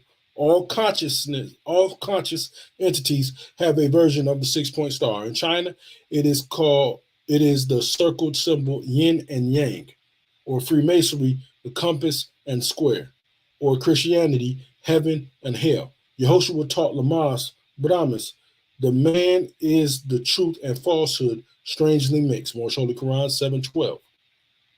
Drew Ali also teaches that man has two selves, the higher self and the lower self. Question 66 to 67. The Hebrew star further embodies man's strife up the three-step ladder of salvation, belief, faith, and fruition, and its shadow of ignorance, doubt, and death. The upright triangle carries 60 degrees per pentagram of infinite wisdom, and the opposing triangle carries 60 degrees each of human knowledge. This totals 180 degrees of the higher self and 180 degrees of the lower self, a complete 360 degrees of what man knows. Supposedly, the naught goes down, and hence, supposedly, the naught goes down, and man as truth will abide. The openness of this star displays an unending war of man's two selves. This conflict takes place only during man's fallen state, where survival of the fittest and the stronger must consume the weaker's manifest are the first laws of nature. Ali said, man's carnal nature became a foe that he must fight in order to learn that thought must be developed by the exercise of strength. So according to numeric science, the 5 pentagram must conquer the 6-pointed star in order to regain his lofty estate as the 7, God. Read that again. So according to numeric science, man, the 5 pentagram, must conquer the 6-pointed star in order to regain his lofty estate as the 7, God man. Yet it must be remembered, it is still structured upon the 6.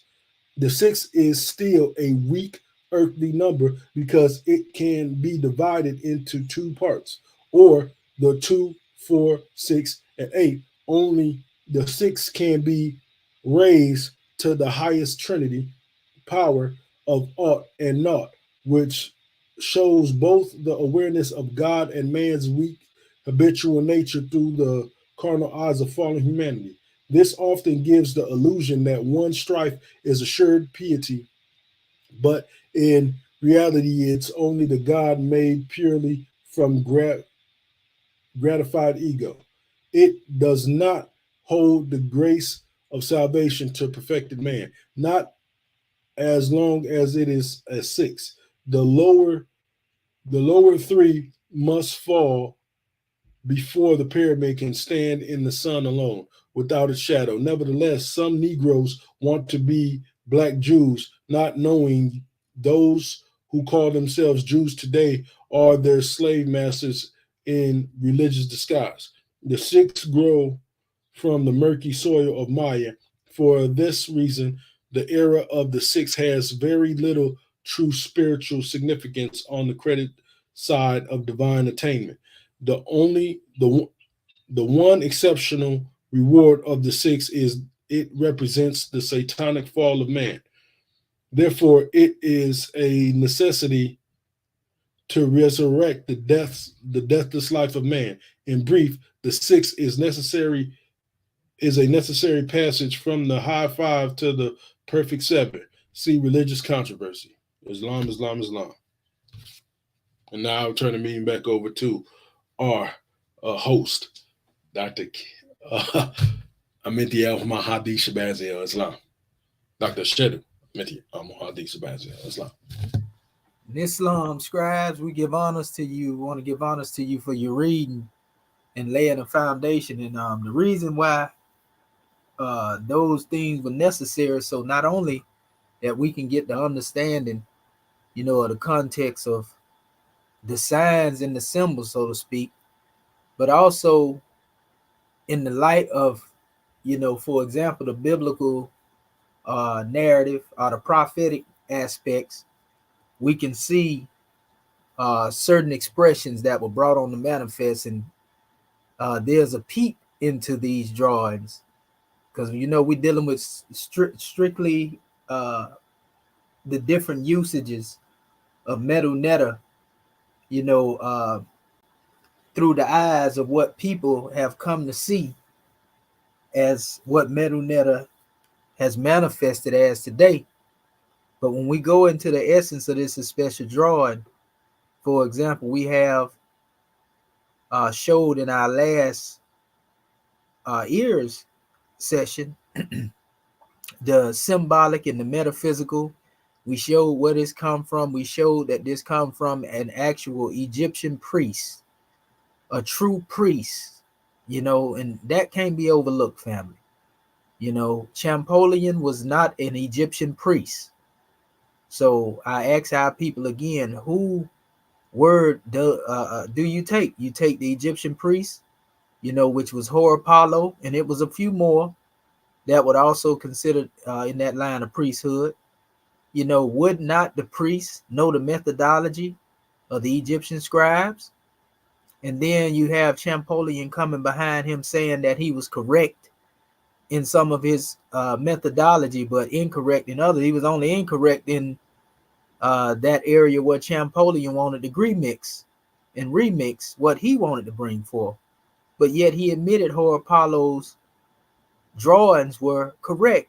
So if Horapollo was correct in his exegesis and interpretation, and Horapollo wasn't using an alphabet chart, then how is it that Horapollo can come to a conclusion that will lead to that which is correct, not only by Champollion, but by other scholars that came before him? Thomas Young and, his teacher, De Saussure, Champollion's teacher, who actually said that Champollion was a scoundrel, he'll steal your work, and all types of measures, because it was a real competition thing back then on who gonna be the first to so-called decipher something. And so Champollion was able to create his hoax version, of Ptolemaic or Pseudo-HIEROGLYPHs, and he won over Western academia with their systematic explanation. However, when we come into the modern academia today, we already showed you on numerous occasions, right there coming forth from the University of Chicago, they telling you that what we intend in regards to dealing with certain signs and symbols has nothing to do with what the ancient Egyptians had in their mind. And I mean, that's common sense, but some of our people are still hellaciously bent on trying to push the narrative because the Europeans said so, because Rome did. It sounds so good. Rome can get something and repackage it. We even showed you the dealing with the Negro and the beast, how well the European package trying to make us descend from beasts. You know what I mean? But that don't mean that we descend from beasts. Go back and look at that drawing.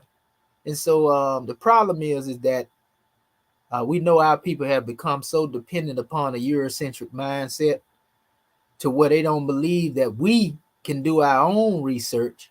What make the European mind even better or more greater than yours? Well, you can go do your own field research or research on what was there, because Champollion didn't even have a physical copy or the physical version of the Rosetta Stone on the manifest when he so-called come up with his decipherment.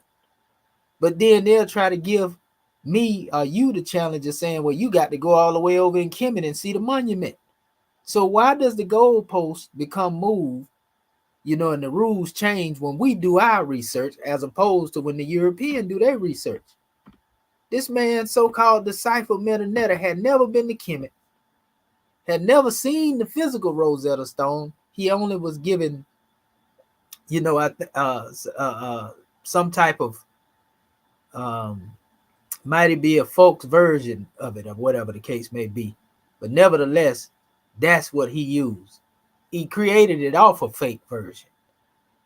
So then later on, I want to say they say he probably ended up going to see, the actual Rosetta Stone. So, people don't even know this stuff, and it's crazy. But you got people that are trying to cover this history up, and they don't even know the history. So a lot of that has to do with that Western Freemasonic thought pattern, of secrecy. You know what I mean? Because if you pull the cover off the secrets, then, you expose it for what it is, then it would definitely bring doubt to the people if they get it that way. So, like I say, we have proven that the last Egyptian priest, I don't care nothing about what they talking about Champollion, and I said, and I know it make a lot of individuals mad because they accept that. They think that they have a methodology and what it is that Champollion brought forth. I don't have to honor that. And we over here don't honor that. You see, if that's what you honor, that's what it is. But don't bring that over here because you're going to get your feelings hurt. You see what I'm saying? You're going to get your feelings hurt, So when it comes down to dealing with the actual truth, again, you can't be Pan-African and so-called, as you like to call it, quote unquote, pro-black and stand in defense of the European at the same time. That's an oxymoron. That's insanity. You want to talk about how everything comes from the Romans, when it suits you. For example, you say, well, the word more come from Rome. Well, when I tell you the word black come from the European, you don't want to accept that. You see what I'm saying? That's called cognitive dissonance. We already know that. You don't want the truth. You see, you want somebody else to dictate to you that which sound good. And that ain't what we demonstrating over here. We demonstrating real scholarship, you know, so that when the young and not born come behind us, they ain't gonna have to deal with these bogus arguments because they'll already be done. We making sure that we leave our footprints clearly cut, that they may know the way that we went. Long after we off the manifest, you know, it will be those who will advance this same position that we are demonstrating, and they will take it to the next phase of unfoldment. We know this to be a fact. You see what I'm saying? Even if we're not able to see, be on the manifest, when we see that one rise up, or those group of ones and mores that rise up to do it, we already know it's going to be done. You see? What we do today echoes for an eternity. You see? So, when we look at this special drawing, I want to get into some things, some basic things that needs to be discussed, because a lot of people try to get away with certain drawings. We got our brother, I see, and I want to give honors to our family that checked in too, by the way. Before I go further, our brother Barn Dog, honors to your family. Don, Philly the Bull, 215, you know, Facebook user Michael Leroy Bay, FS Dre Theo, brother Muhammad Bay, you know, all of y'all family, praise be to Allah, you know, for y'all being on the manifest. And our brother asked the question, FS Dre Theo, you know, are the hieroglyphs digital? Look at the origin of the word digit first, you know. Well, brother Dre Theo, we already let the people know that, you know, in previous measures, that the hieroglyphics have what we call, they represent mathematical formula. You see, and we done demonstrated this on numerous occasions, a few times. You know, they have mathematical properties in them, you know, and they relate, you know, to the elements, so to speak. You know, so that's the digital aspect, you know, of the glyphs right there. But that's another facet of the particular glyphs, you know, that one has, because you got your metaphysical, your symbolic meaning, you know, your esoteric, you know, metaphorical. You know, we can use all those words that these pictures represent. Didactic art. They don't represent words and letters. You know, like you put in there last night when we talk about a picture being worth 1,000 words. You know, that lets you know it can't be limited to a letter. You know, because the pictures represent words and not letters or alphabets. You know, so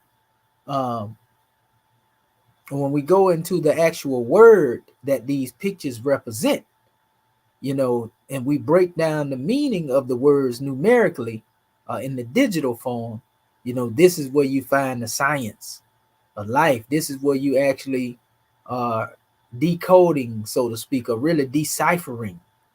You know, other than that, you're not deciphering pictures by putting, you know, a letter A and a B on the side of them. It don't work like that, you know. And so that's the problem with the people.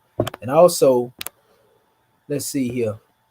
The brother was asking about, can you explain the symbolism with indented hieroglyphs from embossed? I mean, to be honest with you, indentation and emboss would really bring forth a similar effect, because you're talking about a raised version, or some people like to use the term even 3D, a raised version of the symbols, you know. But we know definitely we don't teach that, even though they try to say engravings, so to speak. We know that our ancestors had a better methodology that would be more efficient and quick when it comes to producing these things. And I always tell our family it was, you know, almost like, you know, how you have cookie cutters, you know, and you stamp, you know, in the dough, whatever shape, form. You know, some people like gingerbread men, some people like a round, some people might like triangle. So based upon, you know, the cutters, if you were to put that demonstration in the dough, you know, and push it all the way down, it's gonna come clean out. That piece that you do, it's gonna cut it, you know. But if you were to push it down, and not actually go all the way to the base of the dough, it will leave an indentation, you see, which would actually give an embossed expression, so to speak. And so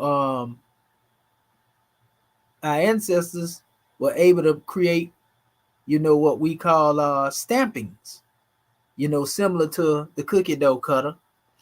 And that's why these symbols were so perfect, because they were able to take them and stamp them into wet mud.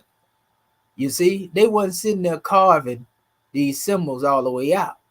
Now, initially, when we deal with rock art, you will see where one may have dealt with certain scrapings but a lot of this is on rock, and they have painted type versions. But when they actually became more advanced in producing these symbols, ain't no doubt in my mind that they had created,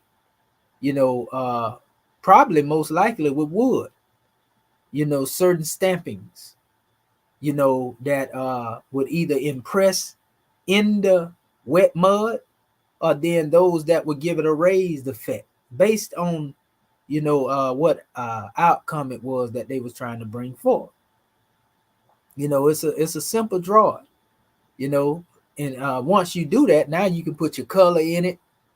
You can paint in these particular areas with different colors. That wouldn't take long, because me as a painter, I paint whole buildings by myself. So for ones to get up there and get on a wall and then just run the paint inside of that which was indented or the embossed, that's the easy part of it. You see what I'm saying? And so for example, let me do this right here. I'm gonna share this real quick, because I want to go somewhere too. I'm gonna go back to the Book of Fire in a minute. Okay, here we go, right here. And I'm gonna share this so that our family can see it. But we really gonna go into the essence of this thing. Okay, here we go, right here. So, you just hit hieroglyphs, right? So this is what we're talking about right here. And I'll show you the difference. So this is more of what you would consider indented, right? Because of the way it go in, but you can see it's actually embossed because this raised level is coming up out of it. This centerpiece right here is raised, but the indentation, you can see that it goes in. So if this mud was wet, right? And just say this, like they call these chenus. They call these chenus, right? They would like to tell you, okay, this is letter K, this is L, this is A, and P and T, and they'll say this is Cleopatra. You feel me? I told you I can do that foolishness. It just makes me mad. These are not letters though. These are things. So this lion has a deeper meaning to it than trying to make it a letter L or a letter R. This symbol here, which is more like, it's look like a half of a hill, but it actually, they would try to say this is K and then this is R, then you got your P and your T, and they'll say this is R, but these are things. You need to find out what the thing is, and then you can get the metaphysics behind it. Once you understand what the thing is, for example, and what it represents, it represents a word, not a letter. It's a difference between the two. You see, and once you see that, and you get this special drawing, what will happen, is that you can take that particular word and then go into the numerics of the word. You see, if this means Heru Amket, I'm just giving an example. This is, let's just say, Heru. You would take, the letters and digitize them into numbers, Heru, and deal with what we call gematria. Gematria did not start with no Hebrews, neither, contrary to popular belief. So letter for letter, word for word, when you mathematically go into this, if you know how to deal with gematria, you will come up with the formula. And the formula will give you the true essence of what's being stated there. But see, you got to be taught that. That's some adept stuff. You know, so you don't just go up there willy-nilly. You got to know what it is you're looking at. You know, you got to identify certain things obvious. When you look at them, you know exactly what they are. You look at this here, you know that this is a bird. You know this is a lion. You know, they say this is the opening of a mouth, but did the ancient Egyptians believe that? You can't say definitively. We know this is a hand because we know what the hand looked like. So what is the metaphysical meaning behind the hand? But I ain't trying to get into that right now. I'm just trying to show our people, again, the look of these things. So remember we was talking about the cookie dough cutter, right? Imagine this being wet mud. And imagine the Egyptians having a wooden stamping, you see, that they have carved out a certain type of way, right? Imagine the mud being wet and then them stamping that in the wet mud.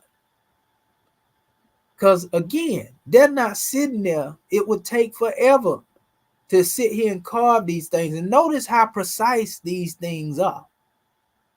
They the same way, family. Even an artist, an adept artist, cannot, you know, over and over again produce the same thing, you see, and it not have some type of imperfections. You can literally see that every symbol here is pretty much the same size and same symmetry. Like all of these flags right here. You see what I'm saying? When you look at them. So these would be the stampings that they had created, you know, for what they was trying to express. And that's how they put it in the mud. They didn't sit here and carve this stuff in the mud. So really engravings is not the proper way. When they say holy impressions, that's more of, you know, the process. Impressing. They impress these symbols into. So this would be your indented type style right here. Even though you can see the embossed, like it's raising up coming out of the center of the indentation.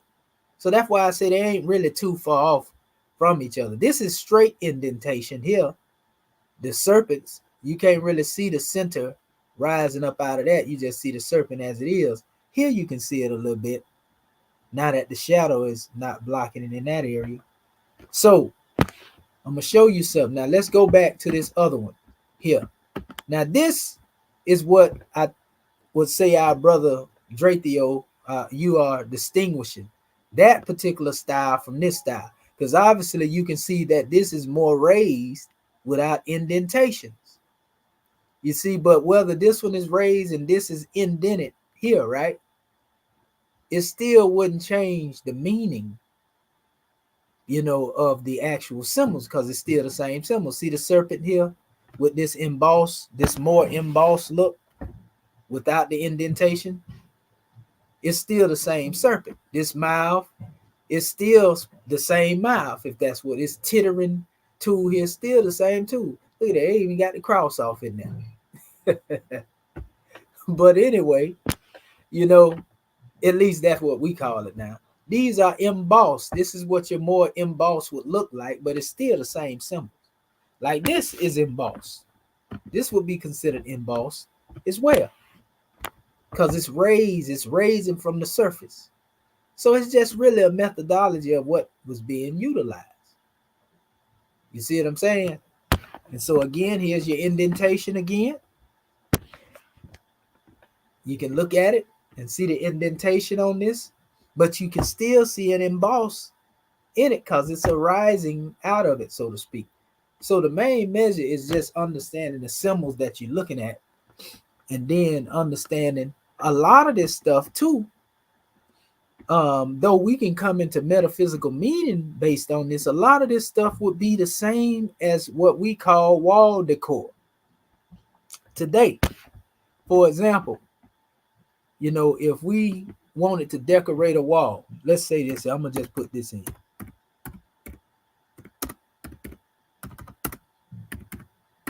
Egyptian wall decor, right? So this is what I will find right here. We can see textiles, and you can even find wallpaper, right? So this is what it would look like. So I put this on my wall for declaration.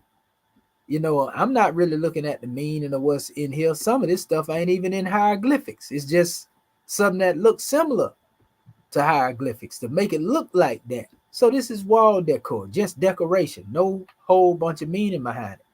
A lot of the things that people are trying to look at and interpretate meaning behind, a lot of this was just wall decor that definitely had a meaning to the ancient Egyptians and what they was trying to express about a thing, but it wasn't something that could be deciphered according to Champollion's methodology.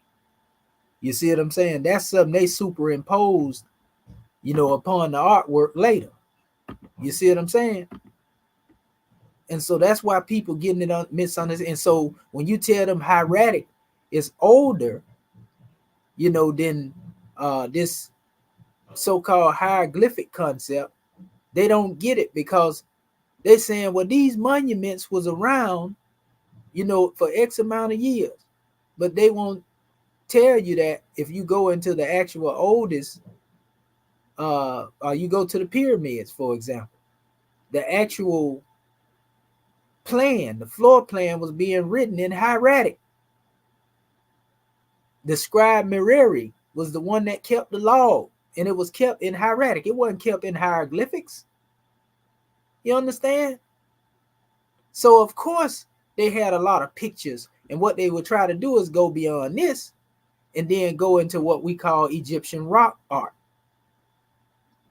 And anybody that know, when we deal with Egyptian rock art, like this is some of it here, like on the pottery and the Kada, because a lot of people like to use the same time frame, 3500 to 3320 BC, and say this is the time when they had their first rock drawing. But this is not hieroglyphics. This is not even considered in the realm of saying, okay, this is metal netta, this is rock art. You see? We can also say in all actuality, even though we call these, even though we call this metal netta, this is a form of rock art too. You see what I'm saying? However, in the rock art era, they would tell you, look what it says. While the images, it says, images from rock drawings and pottery are similar to later hieroglyphs, they do not represent known words and cannot be considered writing. And this should be all the way across the board. No rock art should be considered writing. It's rock art.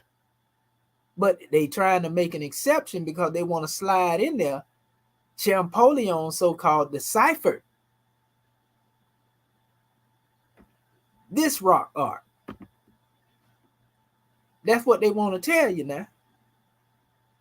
But yet they will admit, and you got some people that'll try to act like that this rock art can be interpreted. I've seen Reggie try to act like he was interpreting, certain things. I'm going to show it to you in a minute.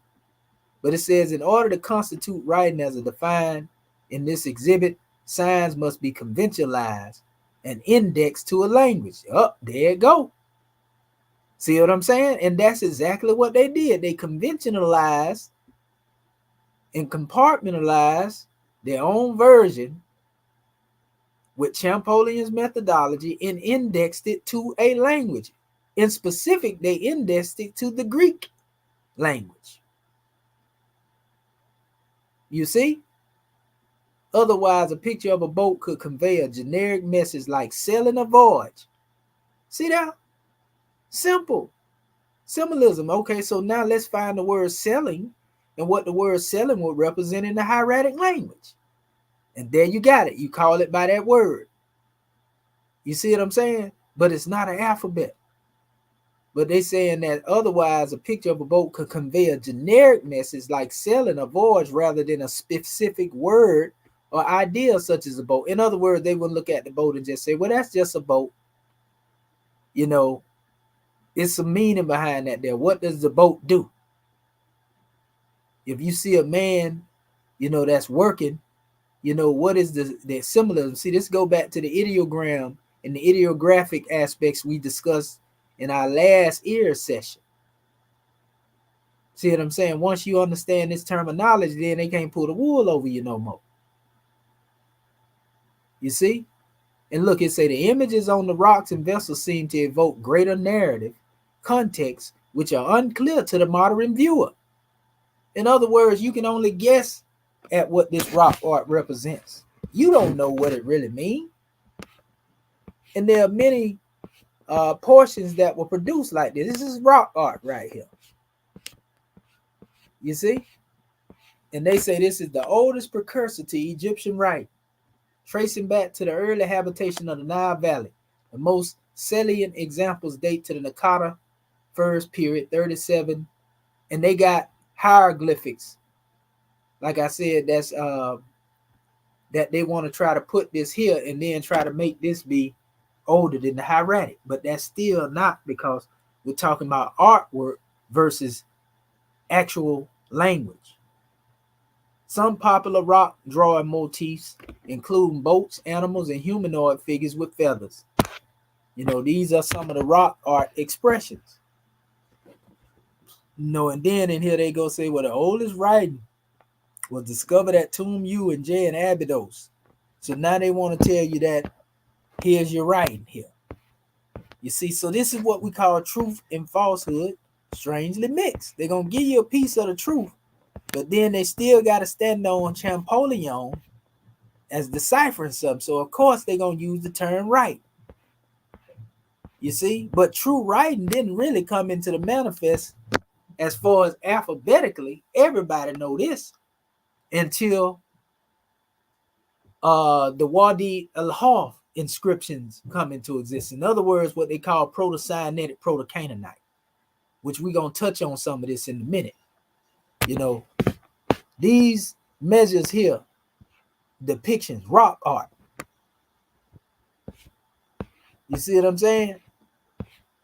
They were not meant to be. This is the thing I was telling you right here. You had, I done seen them try to interpret this like they use Champollion's methodology to interpret this. This is rock art. You see what I'm saying? It's not meant to be took in the right. And even here it is. This is a prime example. I be telling y'all all the time.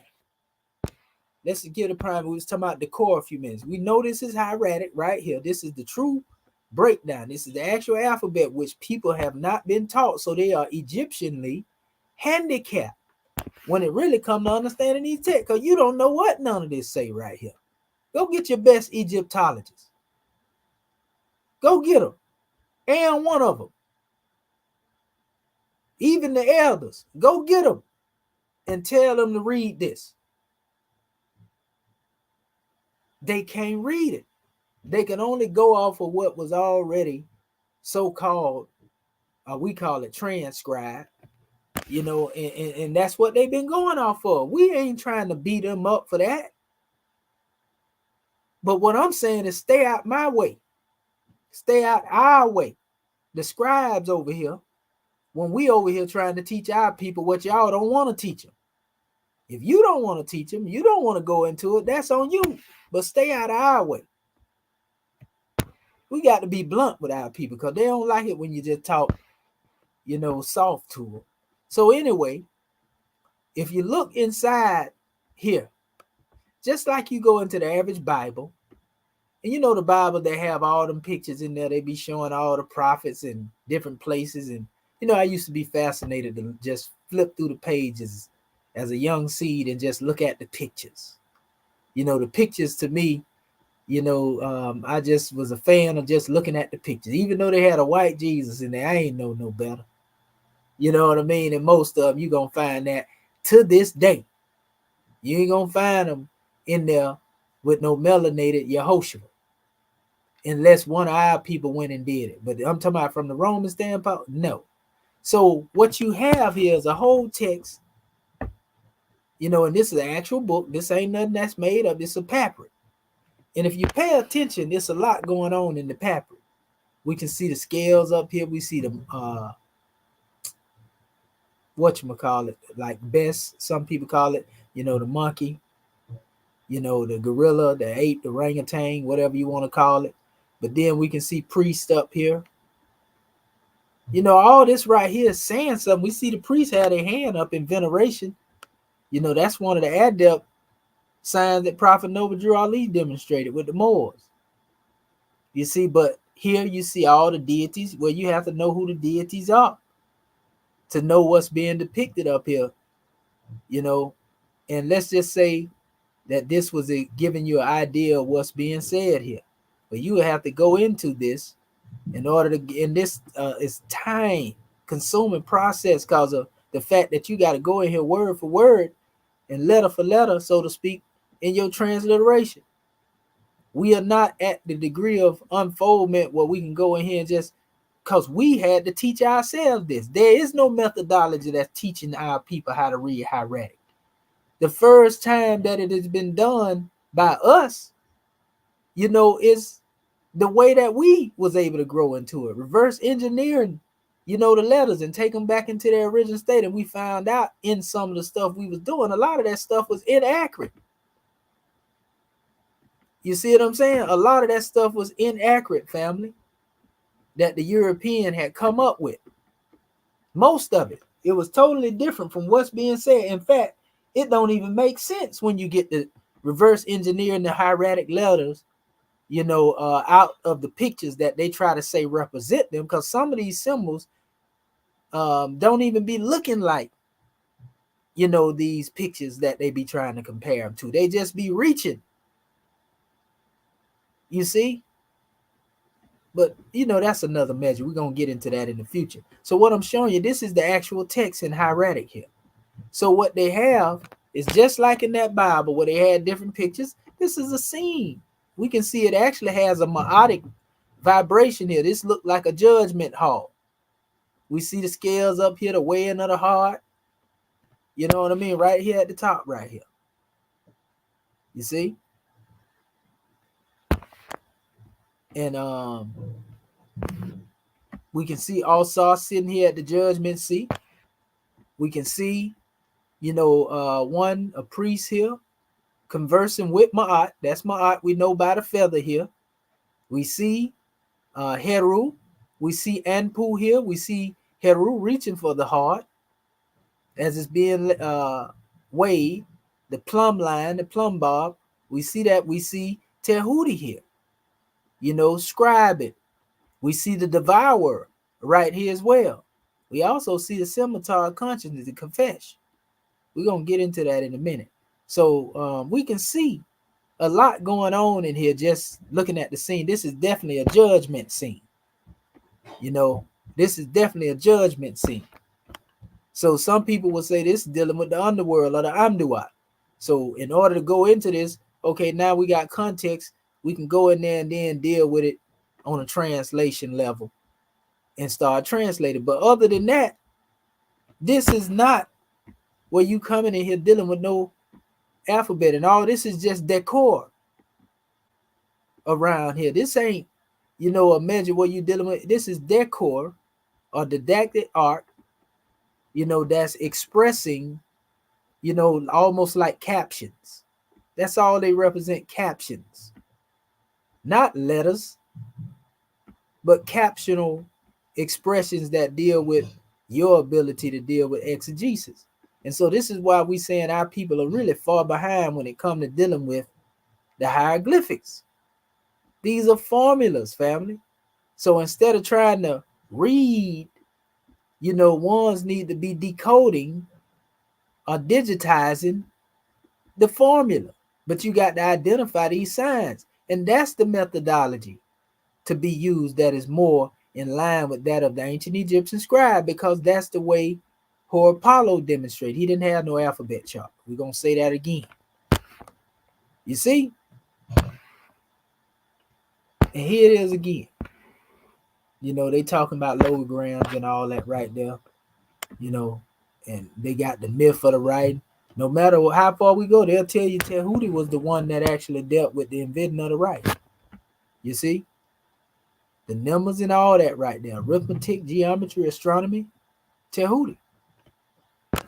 You know, Tehuti actually means divine mind. So everything came forth from thought activity, didn't it? So this is just one site here that's going into a lot of this stuff. Like I say, this is simply rock art, family. And that's what we have to begin to look at these things as, just as they are. See, now, this is what they call ostraca.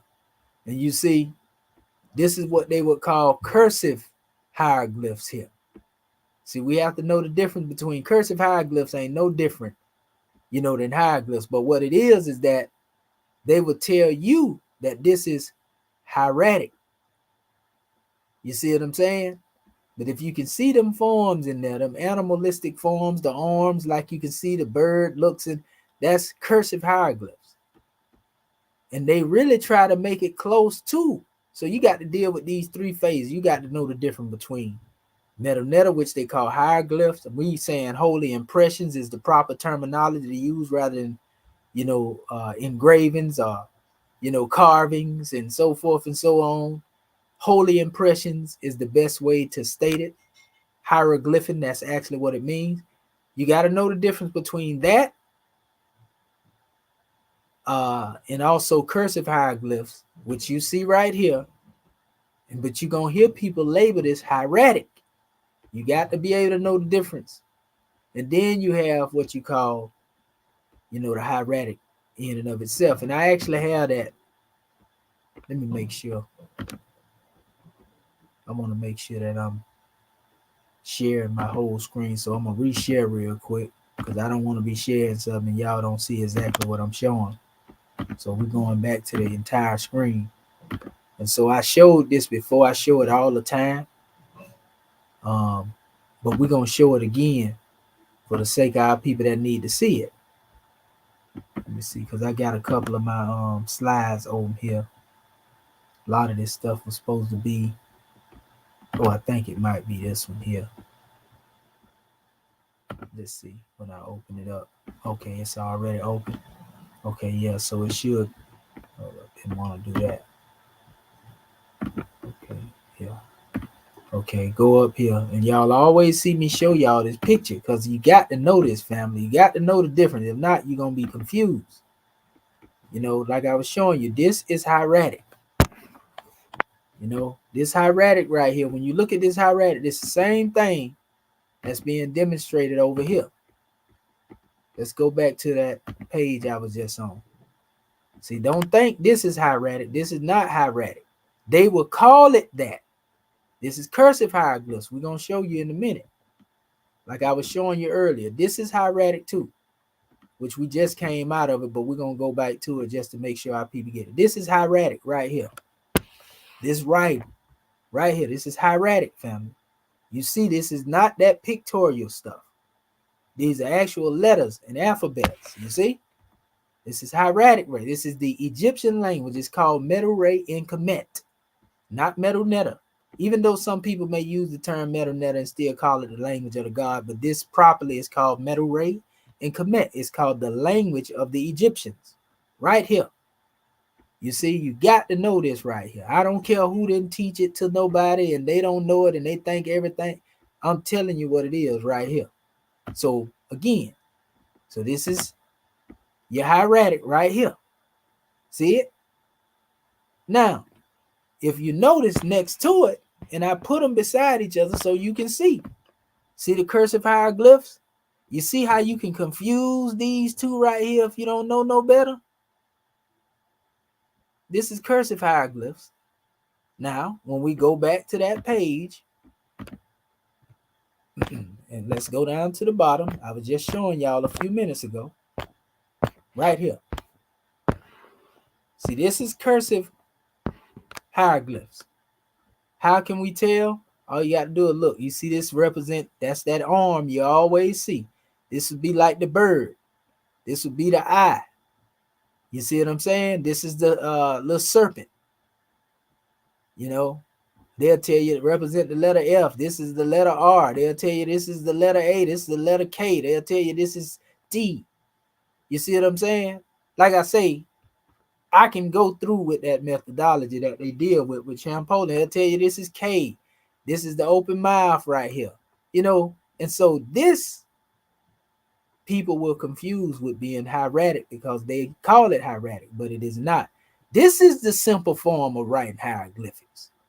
See, they'll like to tell you that, you know, like this, for example, that little symbol there, that's really mess. This is a word, mess, not a letter, mess. And then this is, mess.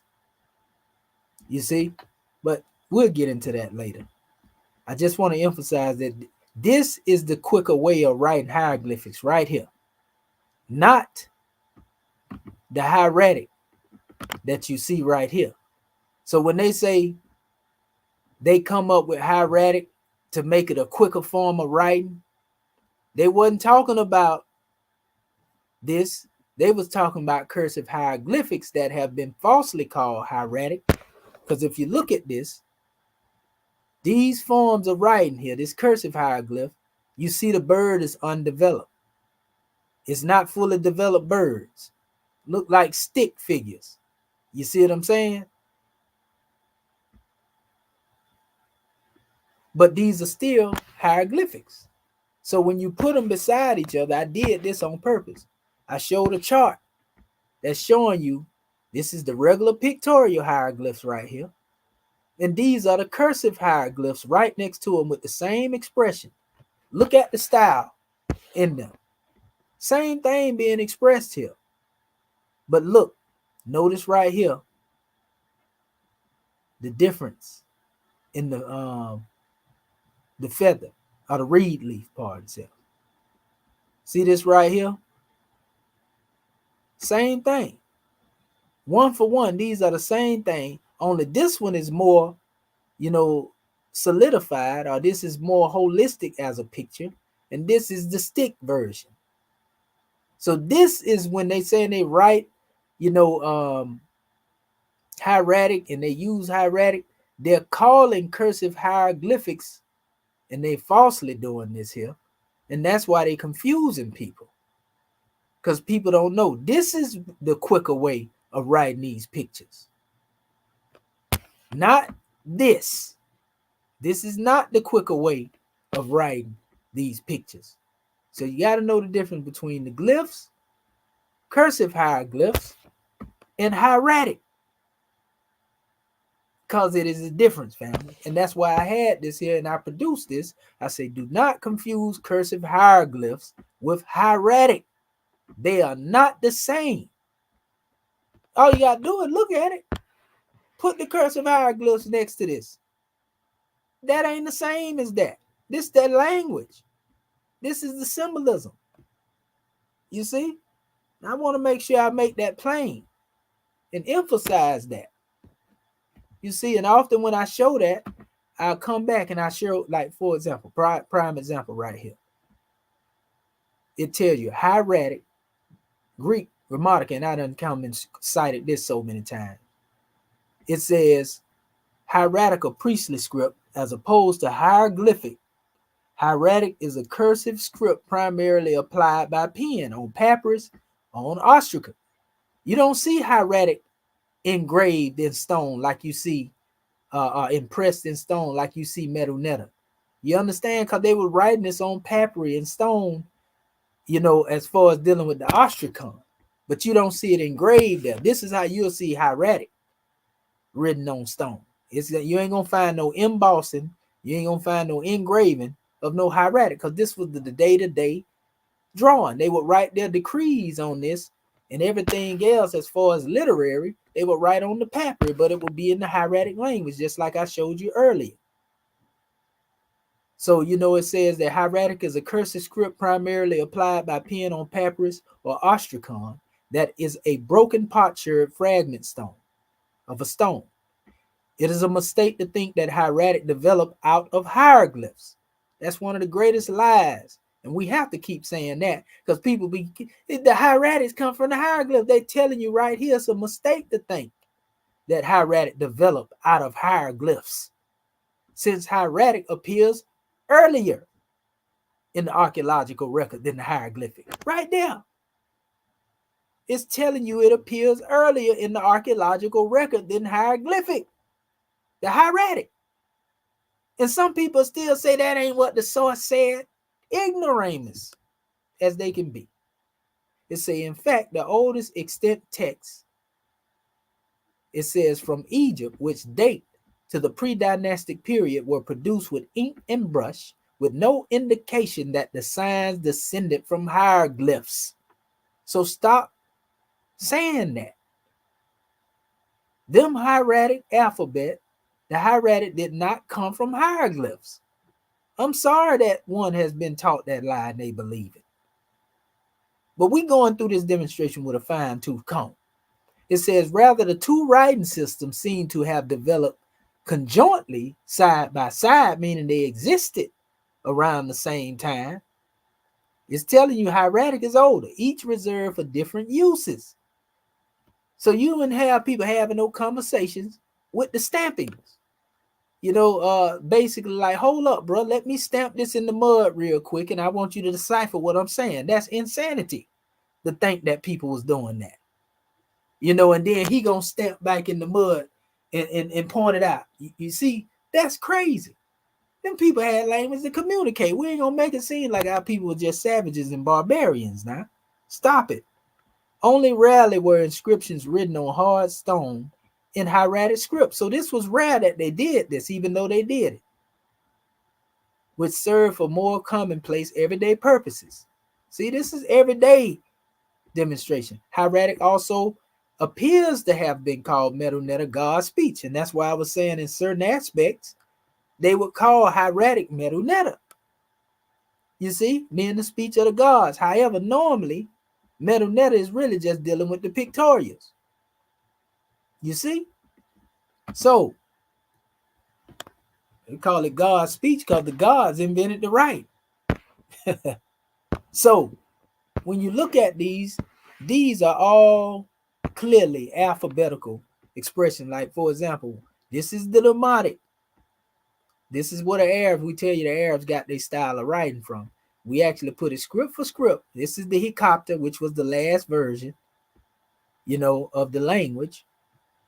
You see, and I showed from top to bottom, you know, how different scripts evolved out of them, like the Meroitic script, which is a combination between these two, hieratic and Demotic. That's where they come up with the Meroitic or Old Nubian, you know, which is actually really the same, connected to the Hecopter script as well, you know, which later became misnomed as a Greek script. But you can see the clear relation between the Demotic and the Kufic Arabic script without the vowels. You know, you can see that. You can see that the Arabs definitely remixed agreement. This is what I was saying about the oldest document. This document that has to do with the construction of the pyramid. Look at it. This is the actual document. These are not hieroglyphics. This is hieratic, right? You see? So all you got to do is type this in, because that's what I did. What is the oldest papyrus document? The Diary of Mariri. The Diary of Mariri, also known as the Papyrus of Jarf, is the name. They call it the Red Sea Scroll too. Is the name of the papyrus log books written over 4,500 years ago by Mariri, a middle-ranking official with the title of Inspector Shed, and they are the oldest known papyri, with the text dating to the 27th year of the reign of the pharaoh Khufu during the 4th dynasty, when the pyramid of Khufu was being built. This is the log book, people. The log book is older than the structure itself, right? Because the log book was used as a blueprint. I don't know about y'all, but every job I work on, I got some blueprints right up here next to me. The blueprint existed before the building existed. So the Diary of Mariri, the log book, was written in hieratic before the pyramid was built. And it ain't no hieroglyphics in the pyramids. Did y'all ever know that? I'm talking about written on the wall. Now in the base, they have what they call the pyramid text that's written on certain tombs, you know, and all that type of stuff right there. You know, impressed on the tombs, if you will, the proper way to state it.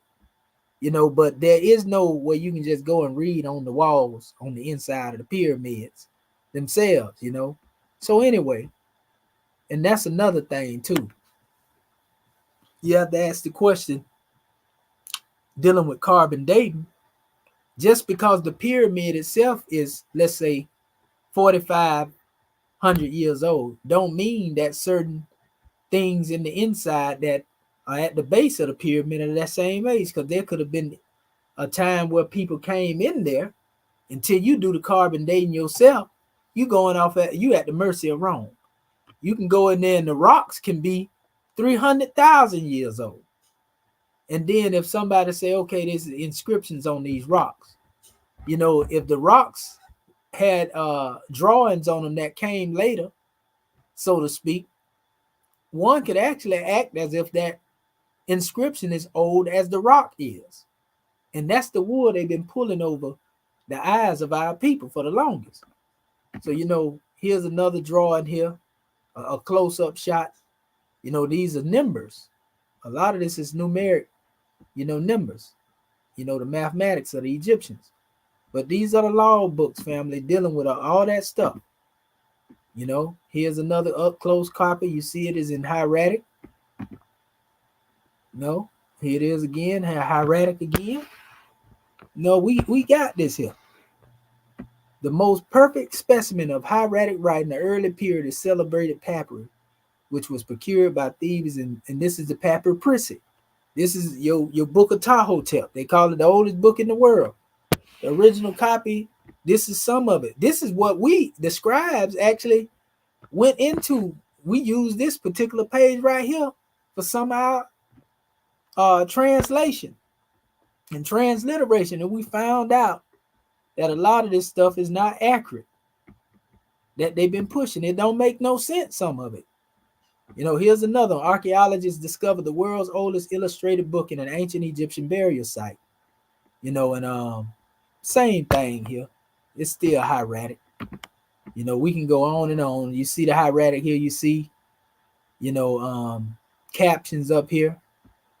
You know, we can go into all of that, but I'm not trying to get into this area here today per se. And then we find out too, I do want to mention this, the papyrus of Ani, it's only 1250 BC, 1250 BC, before the year of Yehoshua. This ain't nowhere near old, this so-called Book of the Dead, you know, or what they call some of the pyramid texts. This is not old. It ain't ancient. So the so-called books of the dead, you better question them too. So I got a lot of that here. Like I say, I'm not trying to get so involved with the hieratic, but we just doing this to make a distinction again for those who may not know, so that you can see with your own eyes the difference between the two. Because if not, it's like I'm speaking a whole nother language to you anyway, and you don't comprehend nothing I'm saying. You know, if I don't show you the differences, so to speak, you know, between, again, the hieratic and so forth and so, and the pictorials. You see, you got to know that, family. You got to know that. You see? And once you understand that, all is well. You can't go wrong. So, now that I've went there, we'll go back over here because I want to emphasize the fact that rock art, and they got breakdowns on this stuff too, dealing with rock art.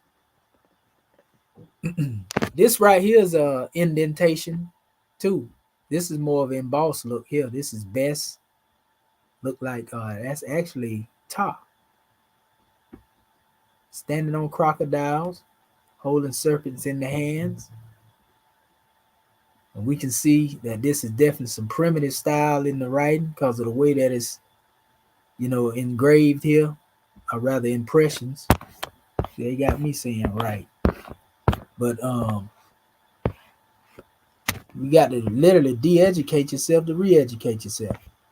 So yeah, here again is another drawing here. This is Gardenia. I told y'all Gardenia was the one that was out here taking stuff. You know, this is some hieratic. See, they saying here it appeared cursive form. See, they saying it's a cursive form of hieroglyphs, and that's where the deception come in at. No, it's not. I already done showed y'all, you know, and you can see why they saying that. Though this look like regular hieratic, these are cursive hieroglyphs. You see what I'm saying? See, that's what I'm talking about right there. You got to be able to look and know the difference. Because they had me almost going till I look at it and blow it up. Okay, I see the eye, the arm, you know, the little bird, half bird, cursive hieroglyphs that they call in hieratic. You understand? And they say it can be written more rapidly than hieroglyph. Yeah, this right here is that version. But when you get down here and the stuff like this here, now this is totally different. And that's demotic right there. That little text here and up under there, that's some demotic right there. I can tell by the curvature on it. Yeah, that's demotic writing right there. You know, which come after the hieratic. So you got to be able to identify what you're looking at. So yeah. Let's go right here. I got another page I'm gonna show you too. We're gonna get further into some things in a second because I want to show you how, you know, these pseudo hieroglyphs, you know, begin to evolve into the context of dealing with what we want to call the alphabet. This is just a page talking about Egyptian art and rich art history. Egyptian art is widely considered to be one of the most striking art forms to ever exist. This is from the artincontext.org website, by the way. It says the most well-known examples of Egyptian art that have survived to this day were produced between the 31st century BC and 4th century BC. Despite seeming antiquated, as art is no longer produced in the same way. Ancient Egyptian art remains a fascinating genre to learn about, as the purpose of art then differed greatly in comparison to what art stands for today. So now they want to make a distinction between artwork of the Egyptians and the art we dealing with today. And watch some of the stuff they say in here. Why was Egyptian art so important? The artworks that have come from ancient Egypt have been a topic of great captivation and obsession for people for thousands of years. This is partly due to the techniques, it says, of Egyptian art having inspired both Greek and Roman artists who were influenced by the remarkable sculptures, paintings, drawings, and jewelry and architecture structures that were made. It said it has been said that even artworks of certain cultures existed in the present day have been swayed by the talents of Egyptian art, demonstrating its worldwide impact. As very little outside influence was able to sway the characteristic of Egyptian art, most of the artworks that were made remain exceptionally stable during the genre's almost 3,000-year period. It says the anonymity associated with the artist was an important element within the production of ancient Egyptian art, as most of them remain unknown to this day. This was due to the fact that that art was more functional as opposed to aesthetic, and it was essentially created for a practical purpose. In other words, they saying that it was some, you know, actual functional use that represented the artwork of ancient Kemet. You already know this is most definitely from a recent period because we can see this Ophe right here standing in front of Heru. That's always a red flag when you see that going on, family. There it goes. It's 950 BC. I figured it. You know, ancient Egyptian wooden stele depicting the lady Jet Kansu Wesant giving offerings of food and drinks and flour to Ra Erikuti. Oh, so she was a servant to the god. But anyway, it says, while most artists from the later periods of Egyptian art are known by name, the artworks that still hold the greatest attractions are those that were made centuries ago by unidentified creatives. This element of curiosity has also added to the great intrigue plaguing ancient Egyptian art for so long, as the artworks differ greatly from the type of art that is typically produced today. See, a lot of people don't know some of these things with draw too, not by skilled scribes. You know, it's some information out there. You look it up and find out that the rock art, you know, was sometimes they had certain rock art that they say was produced around certain work sites, and they represented like somebody was just putting graffiti, you know, on certain things and didn't have a whole lot of meaning. But you got some people that try to come up here and interpret these things as if they'll try to use Champollion methodology to talk about it, which is just foolish. It says, in order to recognize the significance of Egyptian art, it is important to view the artwork from the perspective of the ancient Egyptians themselves. And how can you do that if the ancient Egyptians themselves are not present? So all you can do, like they say in the University of Chicago, is guess and try to come up with a meaning, but that don't mean that's what the ancient Egyptians believe. It says, despite all of the numerous exhibitions that have featured Egyptian art throughout the years, the artists of the work would never have understood the relevance of placing their work completely out of context in a museum. There it go. See what I'm saying? They're admitting it. This was because art was traditionally made to adorn tombs that was typically reserved for the wealthy who could afford to commission such pieces. Poor people wouldn't even know nothing about this. So let me ask you a question. If the poor people didn't have access and this was only meant for the elite, then how would the people that are poor have comprehension of what was being said in text that was supposed to be written, in pictures? How would they have knowledge?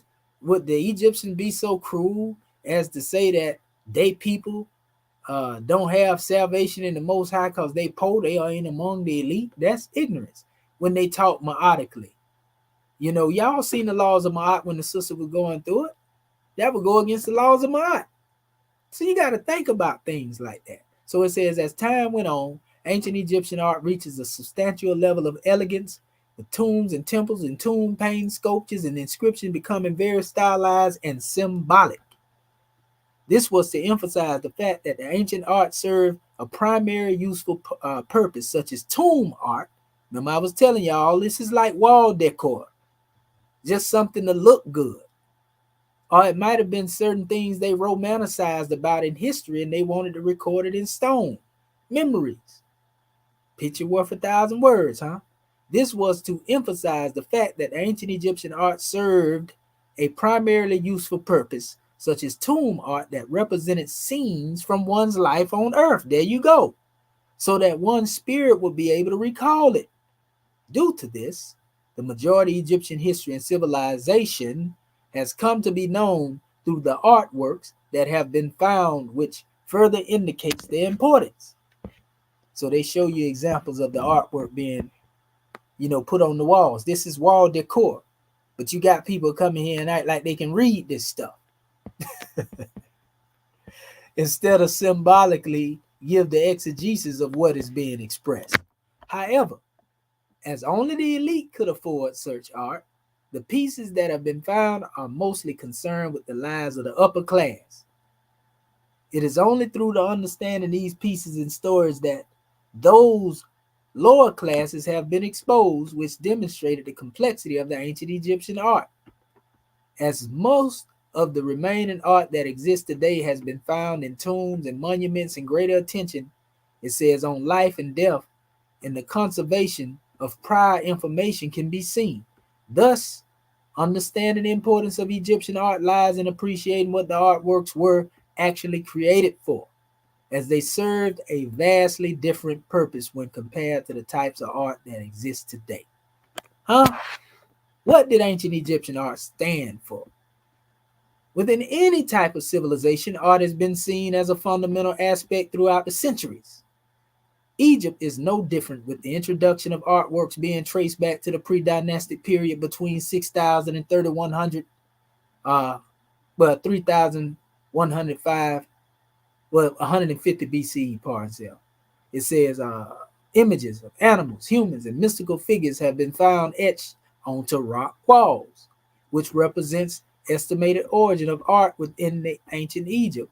While these depictions are seen as unrefined in comparison to the subsequent developments of art, they all express the important Egyptian value of balance. So this is what I'm talking about right here. So some people, by virtue of seeing these different images of humans, mystical figures, they would try to use this to solidify and say, see, the hieroglyphics is older. You see, they want to play head games with you. But the hieroglyphics is dealing with Egyptian art, rock art. Look at this. Okay, let's see if somebody can try to explain the meaning of this. Now, when you look at this here, there's a problem here already we don't identify. Now we see one face in this direction here, right? Because they say it actually deal with the direction. You had a deadlock again. If you're going to try to use Champollion methodology, because, okay, we see one looking this way. If we're supposed to read from this particular direction, how can we do that when we have a head that's facing this image? So like you had a deadlock. You can't read from either direction. Unless you say, all right, we're going to break the rules. Since it's more over here on this side, we're going to try to read it this way. Then you got to say, well, where is this anywhere in the Egyptian hieroglyphics that Champollion created? And how you going to make something out of all this right here and make it into something when you don't know what it is? It's terrible. But they want you to believe that foolishness. It says, start from the early dynastic period to the Roman until Roman Egypt. When Christianity came in, the type of Egypt art included ivory, sculptures, paintings, papyrus, drawings, faience, jewelry. Additionally, architecture was experimented with, which can be seen in iconic pyramids and temples that Egypt is typically known for. Despite so much time passing between the introduction of ancient Egyptian art, the style has remained quite conservative and has changed relatively little in comparison to other art forms. The majority of the surviving art that is known about and on display today has come from the excavation of certain tombs and monuments. Through this, society has been given more information and understanding into the afterlife principles that were held by with the ancient Egyptians. For example, the charms and amulets found in these sites were said to protect the deceased from danger, while the figurines protected them from evil spirits and angry ghosts. Additionally, the tomb paintings were said to depict scenes from paradise that those wished to find in afterlife, with the paintings existed as a type of map to help the departed to find their way. Based on this, we can understand why the artworks produced by the ancient Egyptians served as a function as opposed to simply being viewed. An Egyptian artwork was primarily bound in religion and ideology. Artists played a very idyllic and unrealistic view of the world. It says, as no specific artistic expression existed since art served a wider purpose. So these are scenes that are being spoken of, but you got people come up in here and get up here into these captions and act like they read a text. This is insanity, Moorish kid. They'll get up here. I can't see this one right here, but this looks like and this, this is the letter H, and this is a T in ta ata. This is, just insanity. And this is my first time seeing what looked like a shark up here in the ancient Egyptian hieroglyphs. So we got to know pseudo hieroglyphs when we see them, family. But anyway, it says, as an art form, aesthetic beauty was not incentive behind the creation of most Egyptian artwork. At the time, Egyptian society was based on the notion of harmony. It says, also known as Ma'at. This led to Egyptian art being created in perfect balance because it reflected the ideal world of the gods. No matter how beautifully an artwork was crafted, its purpose to serve as home for a spirit or a god was of utmost importance. Their function was to exist as a reminder of the everlasting nature of life and the value of personal collective stability. Notice they ain't talking about no alphabets here now. Appreciating and understanding ancient Egyptian art. In order to truly understand the purpose of the ancient Egyptian art, the artworks needs to be looked at from a perspective of the Egyptians who produced them. Now go get me one. Go get me the ancient Egyptian that produced the artwork. In order to truly understand the purpose of ancient Egyptian art, we're going to read it again. The artworks need to be looked at from the perspective of the Egyptians who produced them. So now, if we were to put this in the context of what Champollion's methodology is versus a true Egyptian priest, Horapollo, because we got his work, I'm going with what Horapollo said, because his perspective of these symbols would be closer to that of the ancient Egyptians coming from the priesthood than a European who came later and didn't even have the original stone to come up with a decipherment with. This was because the art of the Egyptians served as significantly different intention to the art of later cultures today. And they're going to force feed you. And then sometimes tell you the ancient Egyptians don't know what they were talking about. How are you going to come explain something that I built, that I created, and tell me I didn't know what I was producing from my own mind? The audacity. This is wrong. They was just savages. They didn't know what they were writing, y'all. They just writing birds. And, as a traditional Egyptian art prioritized function over form. This led to the creation of artworks that were quite stable, conventional in design, but were also usually abstract and stocky. Due to this, unflattering comparisons to later styles of Greek and Renaissance art. Renaissance art is another soft way of saying pseudo-hieroglyphs family, or Greco-Roman hieroglyphs. It says were made, and these artworks were more naturalistic in nature. They wasn't spiritualistic, they were naturalistic. The comparisons made demonstrated the uniquely different properties that Egyptian art subscribed to when contrasted against other forms of artwork, which indicated the importance of understanding the aim of Egyptian artwork. Art not meant for the public viewing. See there? While the artworks that are produced today are generally made to be viewed by an audience, ancient Egyptian art differed greatly in this regard. Despite the world marveling at the dazzled treasures found in the tomb of Tutankhamun, it says the breathtaking reliefs with New Kingdom tombs. It's important to remember that the ancient Egyptian art was never intended to be seen by others. These artworks were solely made for the deceased, as their only purpose was to guide the spirit into the afterlife and decorate the tomb. There we go. There we go, right there. Didn't I just tell y'all this stuff wasn't nothing but wall decor? You see what I'm saying? But no, when I say it, it's crazy. And it goes on. It says also the use of text and image. A feature that is quite remarkable about Egyptian art is that the text was attached to almost all of the images produced. This is most notably seen in the statues and relief paintings created as hieroglyphics were attached to these works. Notice they created as hieroglyphics, because the ancient Egyptians don't even know what a hieroglyphic is. The word hieroglyphic didn't exist when they created their art form. It says on the statues identifying explanatory text usually appeared on the back pillar or base supported the work, while relief paintings and panels tended to have longer captions that explained and completed the stories in the scenes. So yeah, man, this thing goes on and on. I don't want to read this whole thing here, but y'all get it. It's talking about the functionality of Egyptian art, impact of two-dimensional art,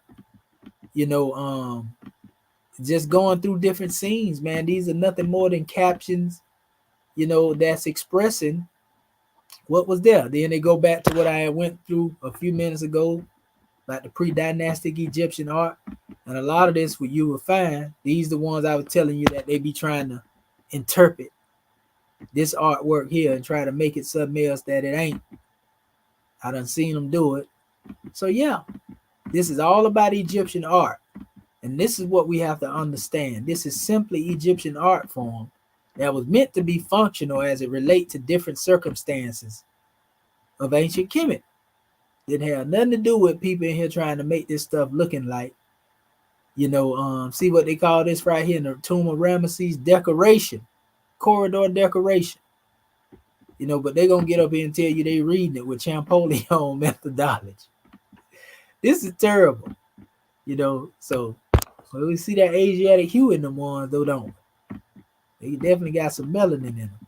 So yeah, that's what this is dealing with. You should go here and look at this, but there are also PDFs out here that actually go deeper into this, the rock art and so forth and so on. So we got to put this stuff in its proper context. See, art in context. Art in context. That's the website. You can go to it deal with this here.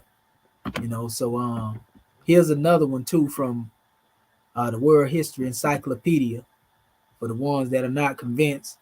You know, it go further into it. The artworks of the ancient Egypt have fascinated people for 1,000 years. The early Greek and later Roman artists were influenced by ancient Egyptian techniques. In their artwork, their art would inspire those of other cultures to the present day. They basically saying the same thing that the other people were saying. You know, and they run everything down, you know, in regards to dealing with this. As far as we know, the ancient Egyptians had no word that corresponded exactly to our abstract use of word art. They had words for individual types of monuments that we today, and them words come from the hieratic language, Metu and Kemet, we today regard as examples of Egyptian art, stele, a statue, a tomb, but there is no reason to believe that these words necessarily included an aesthetic dimension in their meaning. See what I'm saying? Art for art's sake was unknown and would have probably been incomprehensible to an ancient Egyptian who understood art as functional above all else. They basically saying the same thing that the other thing said, but this is just another site for you to go into. You know, this is all dealing with it, and they showing some of the same images up here. So this is a modern statement in Western academia. But if you notice right here, then why you got these people out here thinking that, you know, Champollion methodology is right? Because the West deals with truth and falsehood strangely mixed. That's the answer to that, family. So yeah, you can go to this website and it'll go deeper. Also, just another source that's pushing the same narrative on the Egyptian art, World History Encyclopedia right here. You see, let me close these out right here. Keep that one open just in case I want to go into it again. Close that one out. No use for that one. No use for that one. No use for that one. Just in case we have to revisit that area there. So what we find out when we understand that signs and symbols are for conscious minds and men and women of understanding, like I say, I never was able to go into having a real conversation on these particular measures here. This is information that I was supposed to bring out in a formal discussion. They like to call them debates. I like to call them discussions in all actuality. But yeah, so I mean, it's here. We got a whole bunch of sources that we went over. Some of this stuff we hadn't went over, you know, but I pointed this one out. This is one that I ain't really said too many times. Modern hieroglyphs in Egyptian. You know, we got the actual source that this stuff come from. It says, and this is the actual book right here. Sacred Signs, Hieroglyphs in Ancient Egypt. So in this particular page here, it tells you, hold up, right here, it says modern hieroglyphs in ancient Egyptian, with the prospect of ancient Egyptian hieroglyphs being scanned directly from original location to a personal computer. It says, will at all the available text be read one day? At the moment, this seems to be a long way off, but it may be more attainable goal than could have been imagined even 20 years ago. In the event that scholars might run out of text to study, modern writers of hieroglyphs could start to create new texts. Fakers of antiquities have already been doing this for a couple of hundred years. But sometimes these objects have text copied from other objects, completely invented texts, or very poor pastiches. An inscribed object would have brought a better price on the market. So in some cases, uninscribed but authentic objects were enhanced with the text. Bearing in mind the possibility that the ancient Egyptians could sometime have been less than careful about the copying of texts, and the Ushapti in Cleveland Museum does have other factors going against it. In this case, the text on the front of the Ushapti is Didi Madu in Wisir, words spoken by Osiris. It says formula rather than usual illuminating Osiris. Formula. It says this in and of itself is known on other Ushabtis, but taken together with a mixture of stylistic details indicating different dates. It is felt on balance not to be genuine. On the other hand, a stele showing a Hathor cow and her calf has a main text of 3 lines of terrible hieroglyphs, reading in various directions and not really making sense. See, they talking about how they been, like I showed y'all, how you gonna say you reading from one direction when it's facing another direction? So you can tell this stuff is fake. Reading in various directions and not really making sense, though obviously based on a real text. So in other words, they'll put a real text on there that come from the hieratic writing and then put some pictures on it, like almost captioning, and then say this is what this says. On that basis alone, it must be a forgery. Or is it just inept? You see? So yeah, when you look at this special aspect right here, they telling you how these things are forged and created, family. You know, this is terrible. This is very terrible. You know, I got a couple of them in here. You know, different books that go into this stuff and going in on this stuff and letting you know that these people fake this stuff. And like I was telling y'all before, I didn't know Ptolemaic hieroglyphs was something that existed. You know, I was using that terminology because I was saying Ptolemy's created this, but we found out that, you know, Ptolemaic hieroglyphs exist. And Ptolemaic hieroglyph and pseudo-hieroglyphs is the same thing, family. You know, that's what Champollion working with, you know, and that's what he been working with. And that's what these so-called fake Egyptologists that's following the narrative are dealing with as well. You know, they have also cryptographic hieroglyphs or cryptology. You see what I'm saying? Yeah, they say several complications known to have existed already in the Hellenistic times, but 2 have survived. The one of Chaeremon, only in his small excerpt by Zetetes, the 12th century Byzantine scholar, and Hieroglyphica of Horopalo in its entirety, probably compiled in the 4th century CE. In both authors, an allegorical conception of the signs is found. So they're telling you that these Chaeremon and Horopalo them originally they dealt with symbolic interpretation, allegorical interpretation. But it says that even their most extravagant allegory fancies can be traced to one of the established functions of Egyptian signs is due to the fact that they were undoubtedly based on genuine sources. So they're saying basically being that they can trace their works to the original signs, you know, without doubt or contradiction. You know, these demonstrations are basically the real deal, so to speak. It says, if the introductory lines of the present passage derive from Chaeremon itself, which is not wholly certain, they might be touches on. It would appear that Chaeremon, in spite of being an Egyptian priest, so Chaeremon himself is also a priest. I'm going to look up more of his works too. That's another source outside of Champollion. He wasn't no priest. But it says, adhere to erroneous Greek, in spite of his being Egyptian priest, adhere to erroneous Greek symbolic conception of the hieroglyphs, which has had a fateful influence on the West of the 19th century. Okay, so we see Chaeremon was dependent on the Greek, and more than likely that's because the Greeks probably was putting down on him, enforcing, because we got works in the actual teaching of the Greeks. The Ptolemies, well, them people were saying they were made to stand out in the sun. Y'all remember that, scribes? They forced them to write. You know, it talked about that in the Rosetta Stone history. It says that even the Egyptian priests in Hellenistic Roman period often no longer knew the exact significance of merely hieroglyphics is probable. You know, they're saying that possibly, you know, that ones could have lost meaning based upon the new meanings, basically, that Rome had them demonstrating as well. You know, that's just a thought that one had.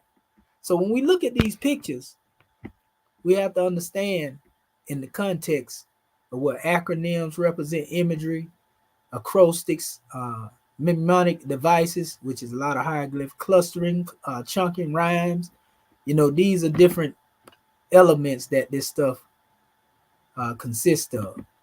So yeah, it's so much in here, family, and we'll go more into a lot of this stuff right here. I do want to emphasize this here on the mnemonic aspects of Egyptian writing. It says, along with determinative, it says of another word, which is a central part, a kind of phonetic determinative in reverse, the pervasiveness of the word picture as a mnemonic unit provides evidence that word recognition rather than a sign by sign spelling or analysis was the typical way in which the writing was taught. It said it is significant that judging from many schools and texts which we have students were taught to write in hieratic before they learned hieroglyphs. You know, and our hieroglyphic primer say the same thing. I mean, our hieratic primer.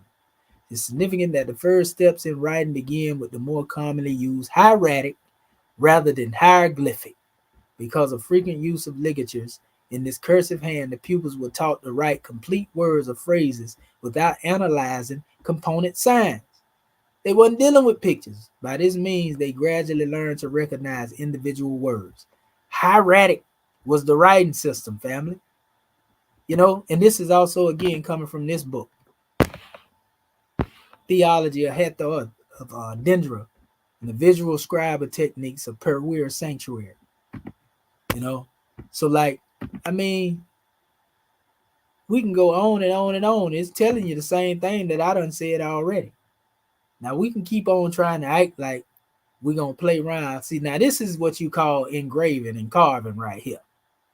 You see how hard it was to do that. You see the imperfection in that right there. That's how we know for a fact that they was most definitely stamping in wet mud. And then this is very important too, if you look at what's being said here, since they try to make this rock art be some primitive in the hieroglyphic writing, say inscriptions estimated to be up to 6,000 years old have been found spread. We see this date been coming up, right? Rock panels located near the village of El Kawi. It says by a team of researchers from Yale University, Egypt's Ministry of Antiquities, according to the report in Aram. It says the team members have been mapping road networks because Egyptian rock art is usually found at major crossroads.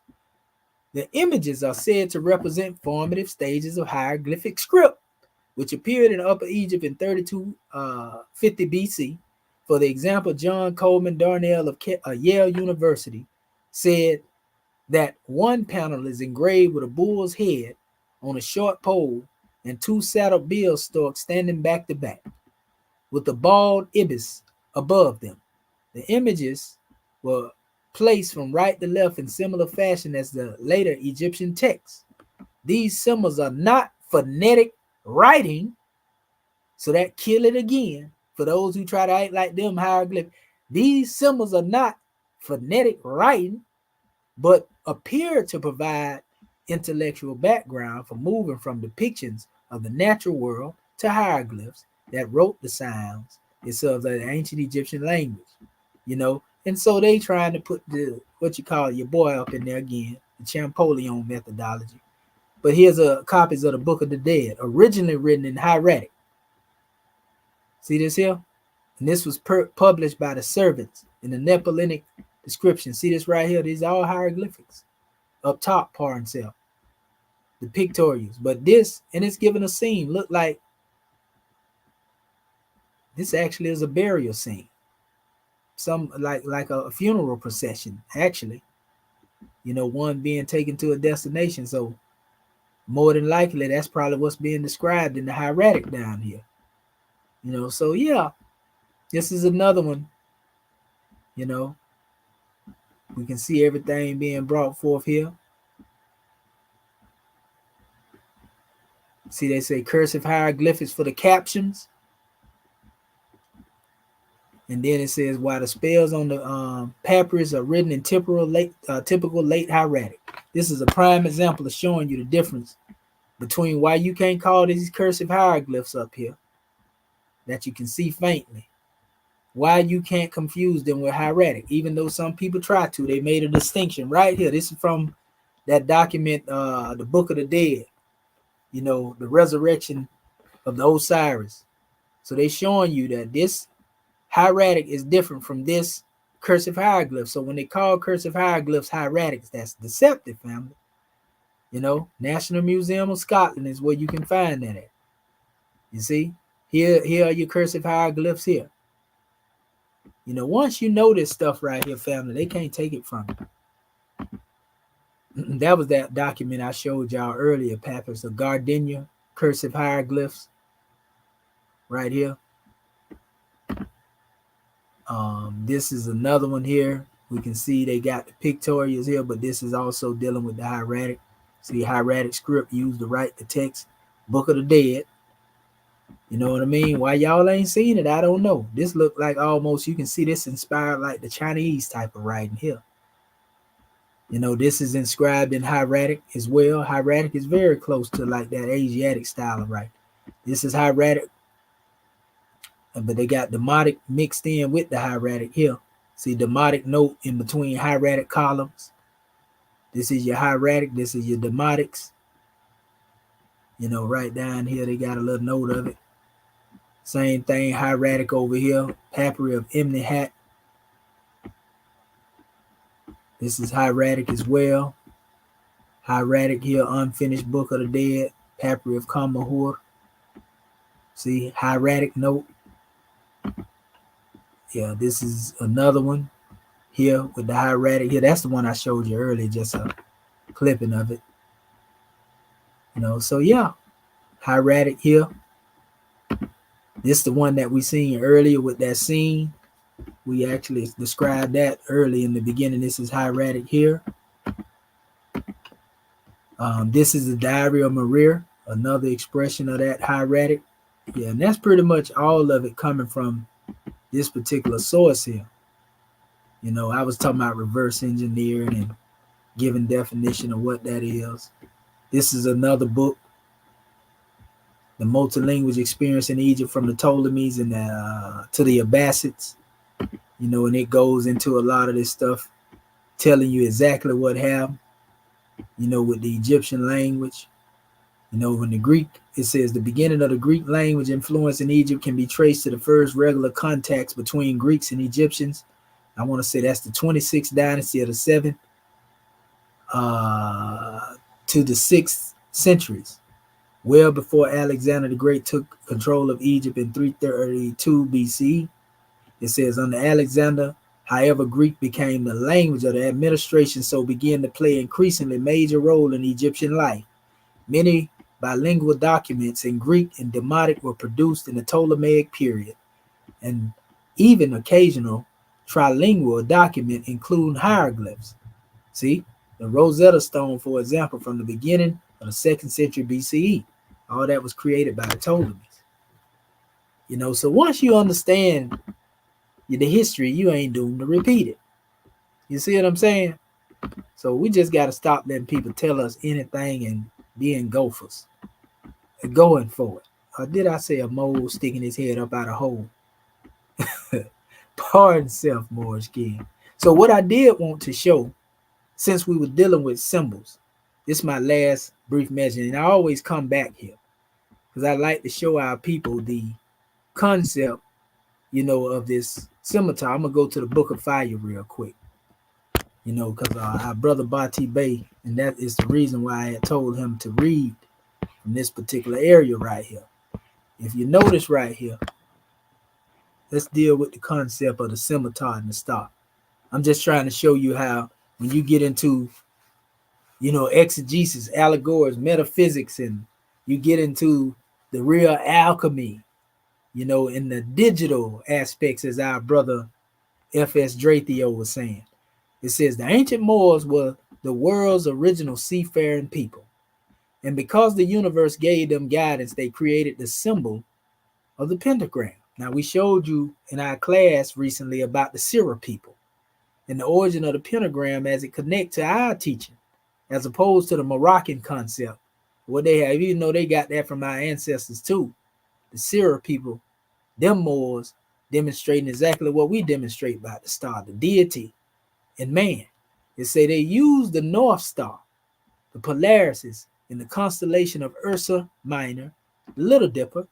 You also have Ursa Major, Big Dipper, for creating the travel science known as navigation. So this was the star that the Moors were using to navigate by and travel by. See, the pointers in Ursa Major indicate, it says the pole star position. It say it is these pointers in the 500 light years distance, which gave a steadfast definition to the five-pointed star symbol or five-pointed symbol, because Polaris is the outermost star in the handle of the Little Dipper. The ancient ones gave the singleness of the pentagram its independence, and this is why the five-pointed star is always alone in the Moorish and Islamic emblems. It represents stability, consciousness, and deified government.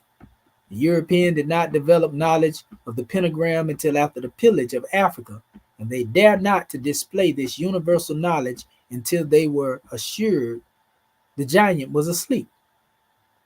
Prior to this enlightenment, most all of Europe were using cross lines, often mixed with figurines of plants and animals upon their shields and banners to represent their special families, clans, and nations. This is to say that pale-skinned people had absolutely no belief in the universal order of things due to a lack of knowledge in the geometric of stars, planets, and circumference of the earth.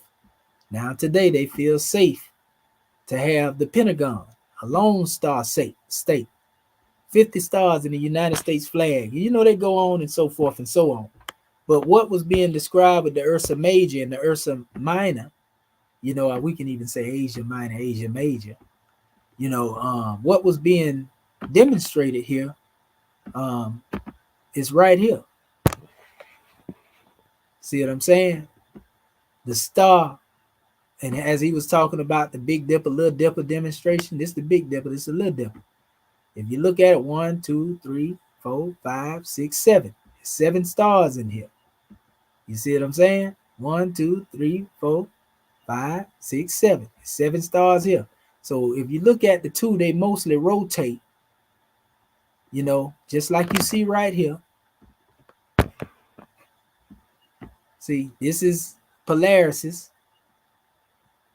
and you see the rotation.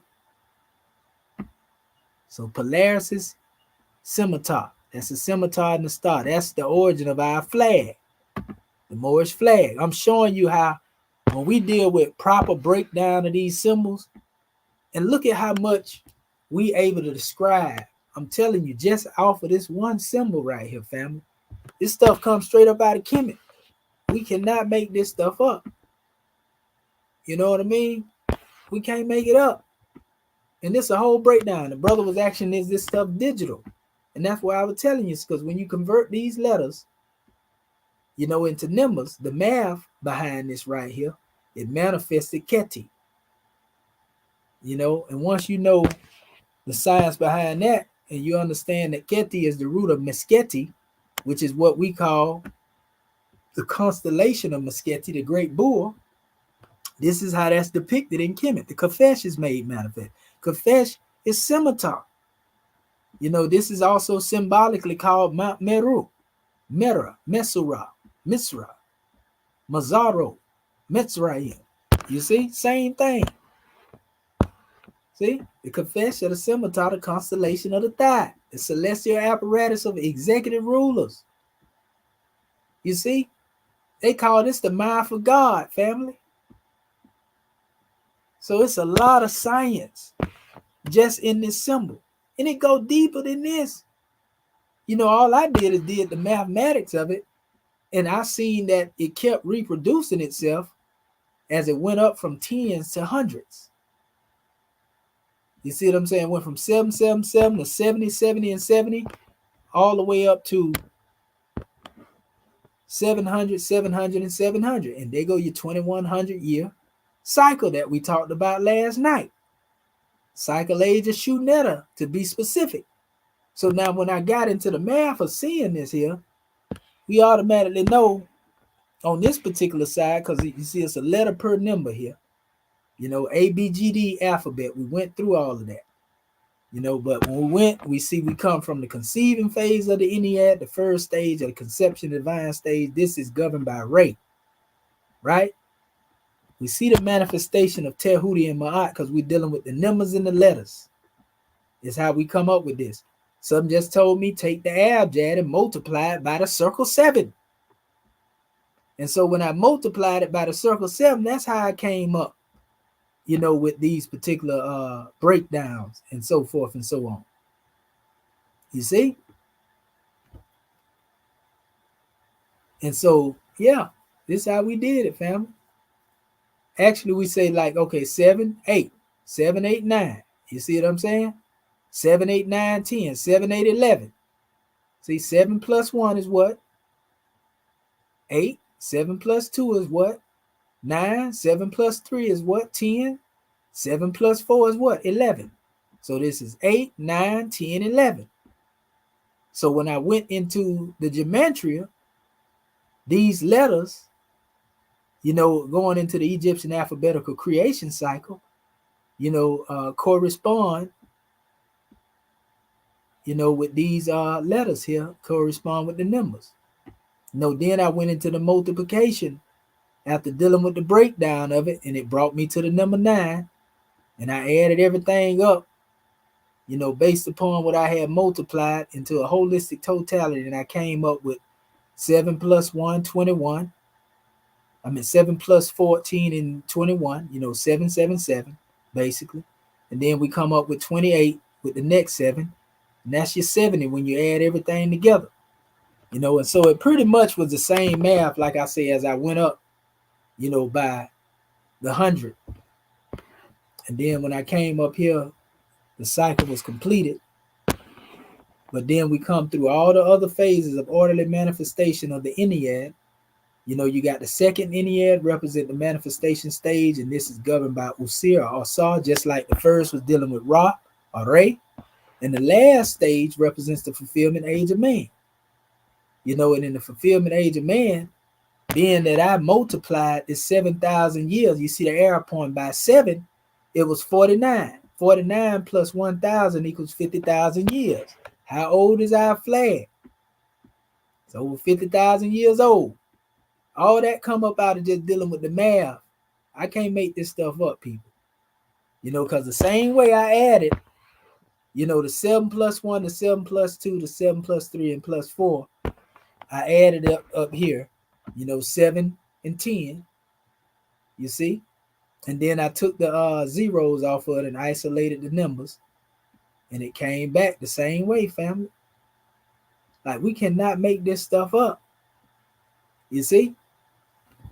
But anyway, in the end, it says the reunification phase, the Ennead, the third Ennead represents the return to the source, the combination of both Re and Ra and Osir or Sa. This is governed by the Grand Hierophant. You see? So we went from the solar expression of Ra and Re to the lunar station, you know, as it relates, and we can see that the solar station as a representation of the 7. Then we can see the grand national emblem here, the Ma'atic measure that come forth, the goddess giving birth to the seed, salvation, the lunar station, you see? And then we had, this is really a rebirth, Heru, if you really want to go into it. You know, Herakuti, if you've seen Herakuti, he's holding the scimitar. So anyway, this is the stellar station. So we're dealing with the sun, the moon, and the star. This is the comedic aspect of basing the family off the cosmology of the universe. But yeah, all that is up in here and then more. We can go into it. This is the gateway of the gods. This same area up here. This is the gateway of the gods, and the Moors use that to navigate. The plow, also the big dipper, the saucepan.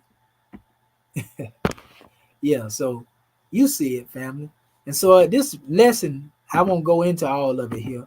I got whole breakdowns on this thing that talks about, you know, the scimitar and the star, you know, and what it represents, You know, the flaming sword, how it turned every way on the cardinal points. This coming from the celestial ship of the north, because it deals specifically with the cosmology.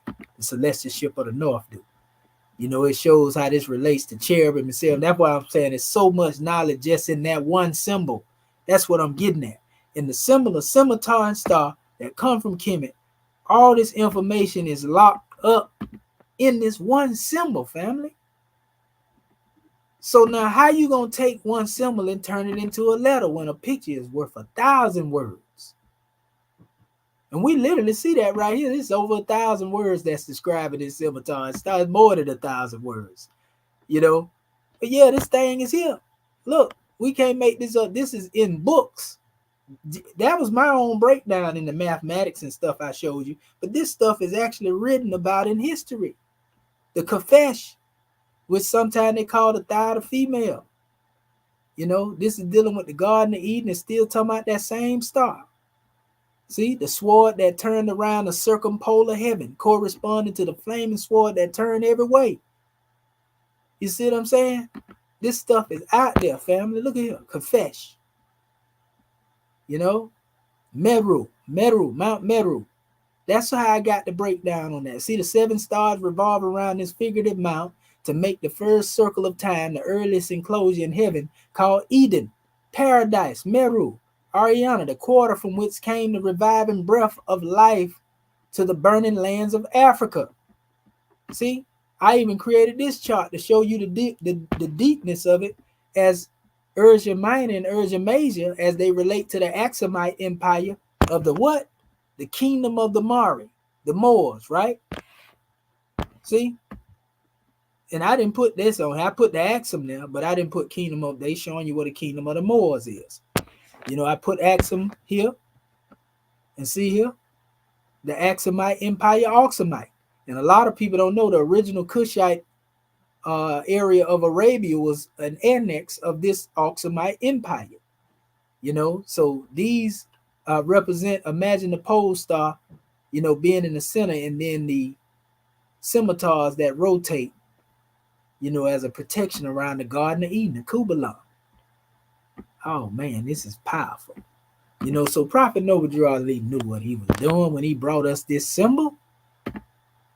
He wanted to let you know we dealing with the sacred God, and that's why we say the Adept chamber. You know, the holy city of Mecca is above your neck. You see what I'm saying? So all this is too coming from the celestial ship of the north as well. You know, they talk about it in that same region.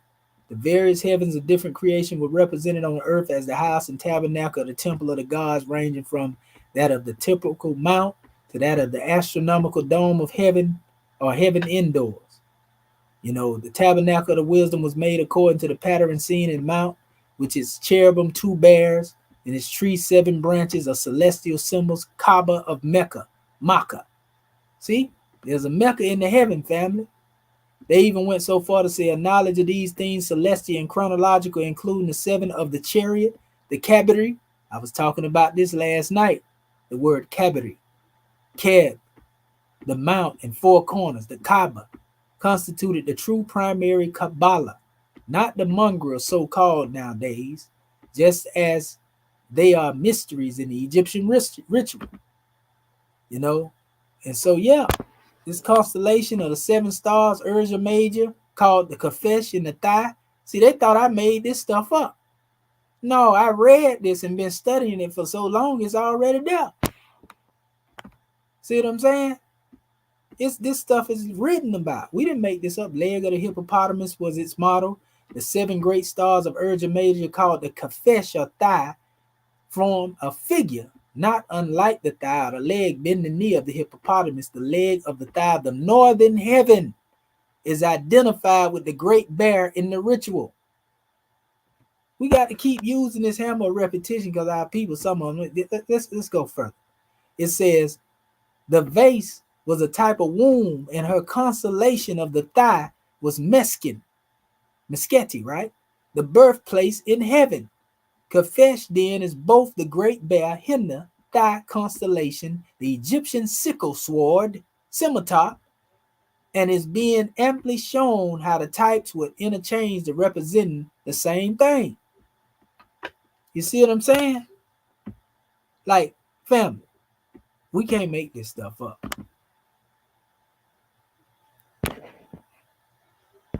And then y'all hear me talking about how the connection of the word Allah. Look at what it says here. In the Egyptian Book of the Dead, these gods are the circling of the 7 Ahlu, which is the root word that take you back to the word Seket Alu, Seket Ara, the place where Ra went in retirement, another form of Allah. The 7 eyes of Allah, according to the Moorish teaching, right, will turn the ancestors of light. The Hebrew Elohim created light. In Genesis, we read, "Let there be light, and there was light," which indicates the 7 were the primal light bringers of the first creation, the 7 Elohim, which was Sabian in origin. Oh my God. Didn't I tell y'all who the Sabians is?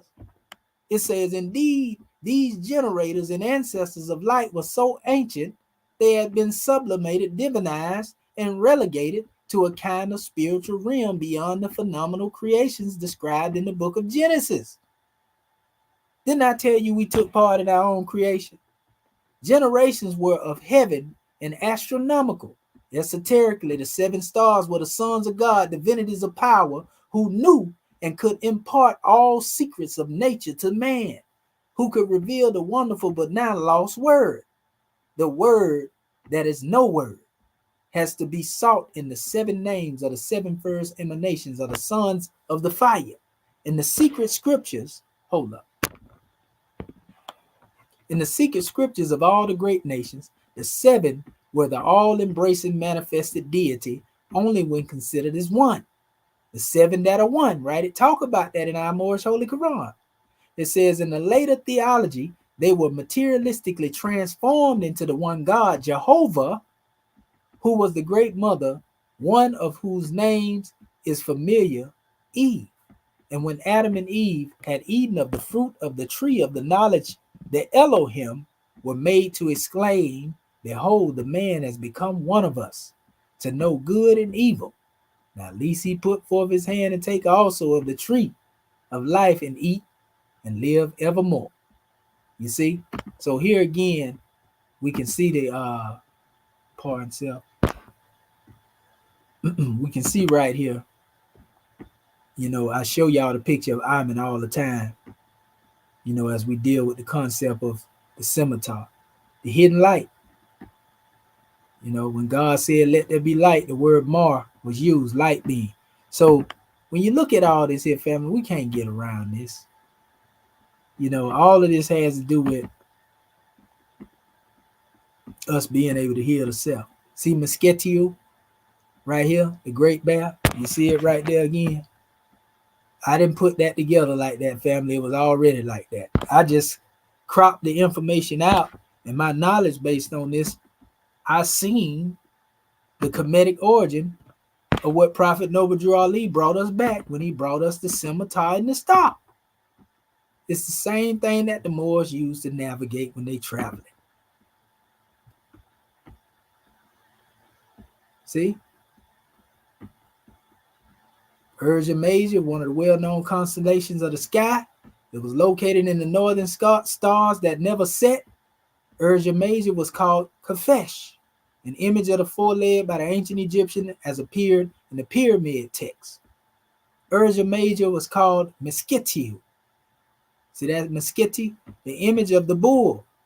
His name is mentioned in the book of the day and the night of Mesquitio, and it says, according to the bull, which is represented in the middle of its constellation, Pinkoff and Doriton. You know, these are all different sources. This ain't just coming from one book, family. Everybody's saying the same thing. Here's another one here. See that? Scimitar and star. That's the opening mouth tool right there. Still the same symbol, them 7 stars. You know what I mean? Our ancestors didn't play. Look at it. Same thing I was showing y'all earlier. 1, 2, 3, 4, 5, 6, 7. There you go. Big Dipper. See, that's the opening mouth ceremony. That's this one right here. You know? Yeah. See that right there? The great bear, strong arm, strength, even scimitar. They think the arm of Allah has been weakened, huh? See, Wallace Budge told you here, confession meant strength, power, Lord, strength, again, scimitar. Now, all of this is locked up in the symbol of the scimitar and the star. And I could have went further than this right here. I'm doing all of this to show you, not to spaz out and go on a tangent, but to show you how much one symbol, that one symbol, scimitar and star, history is in it. So how are you going to take an symbol from the ancient Egyptians and make it into one letter? Do you see how much you robbing the people of information when you do that? When you say, okay, this arm represents the letter A. And then you deadlock it there and people don't know. No, it's some deeper history behind this demonstration. And you can go further into that history when you understand what you're looking at. Because signs and symbols are for conscious-minded men and women of understanding. And if that ain't enough, I keep showing y'all this. When you go to the Orishas, look at this. They literally got the scimitar for the brother and the star for the sister. With the 7 African powers. Arola, Ugun, Django, all of them. Obatala. Alawata'ala, as they say in Arabic. Ishin Isha, Ashin Ashu. You think that this is made up? This is all this history right here, family, attached to just one symbol. Look at this. See all them scimitars or ox legs right there? All these represent constellation. More breakdown on the Big Dipper and the Little Dipper. It's all up in here. Like, I mean, what more is there that we have to show you that these symbols go further than alphabets in one letter? Set, Ta, Osiris, or Zeus. The ancient Egyptian Urja Major named both the Kafesh. Let me blow that up again just in case people don't see it. Mesketi. See? As the constellation of Thigh, also known as the constellation of the plow. You rather not put your hand on that gospel plow than put your hand on it and turn it loose. Because you still going to get caught up in the karmatic circle. You see?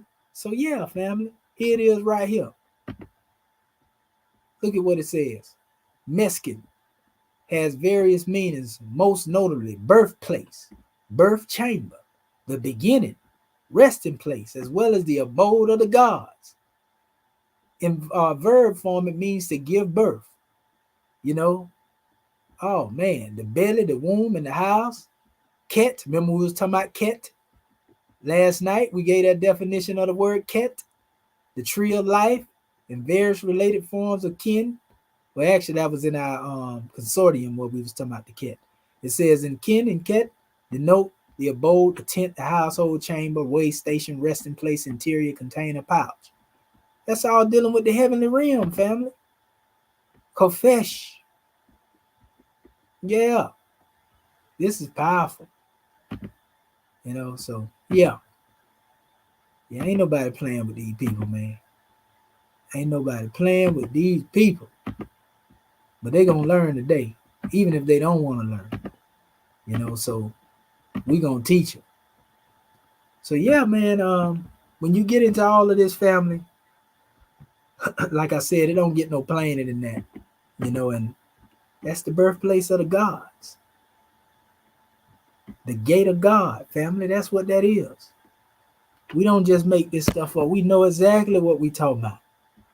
That's why the prophet said it here. He said it like this here. We talk about putting your hand on that gospel ply and turning it loose. We are for love, truth, peace, freedom.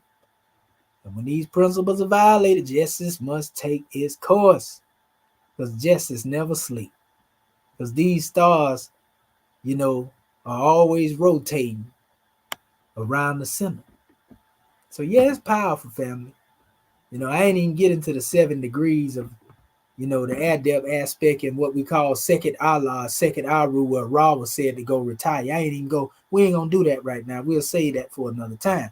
I just want you to see how much science is locked up behind the symbol of the scimitar and the star. You know, comedically. And this will give you an idea on why you cannot limit, you know, these things to just being a letter. Because a picture, again, is worth 1,000 words. So that being said, family, you know, at this particular point, we're going to go ahead and close this little measure out that we had here. I do have some drawings that I will be bringing forth to our family, so that they can utilize them. We're going to go into this particular work right here. I'm going to be sending it out to y'all in a little bit. Y'all already got it, but I'm going to send it to y'all again. This particular PDF right here. This is what we got to go next.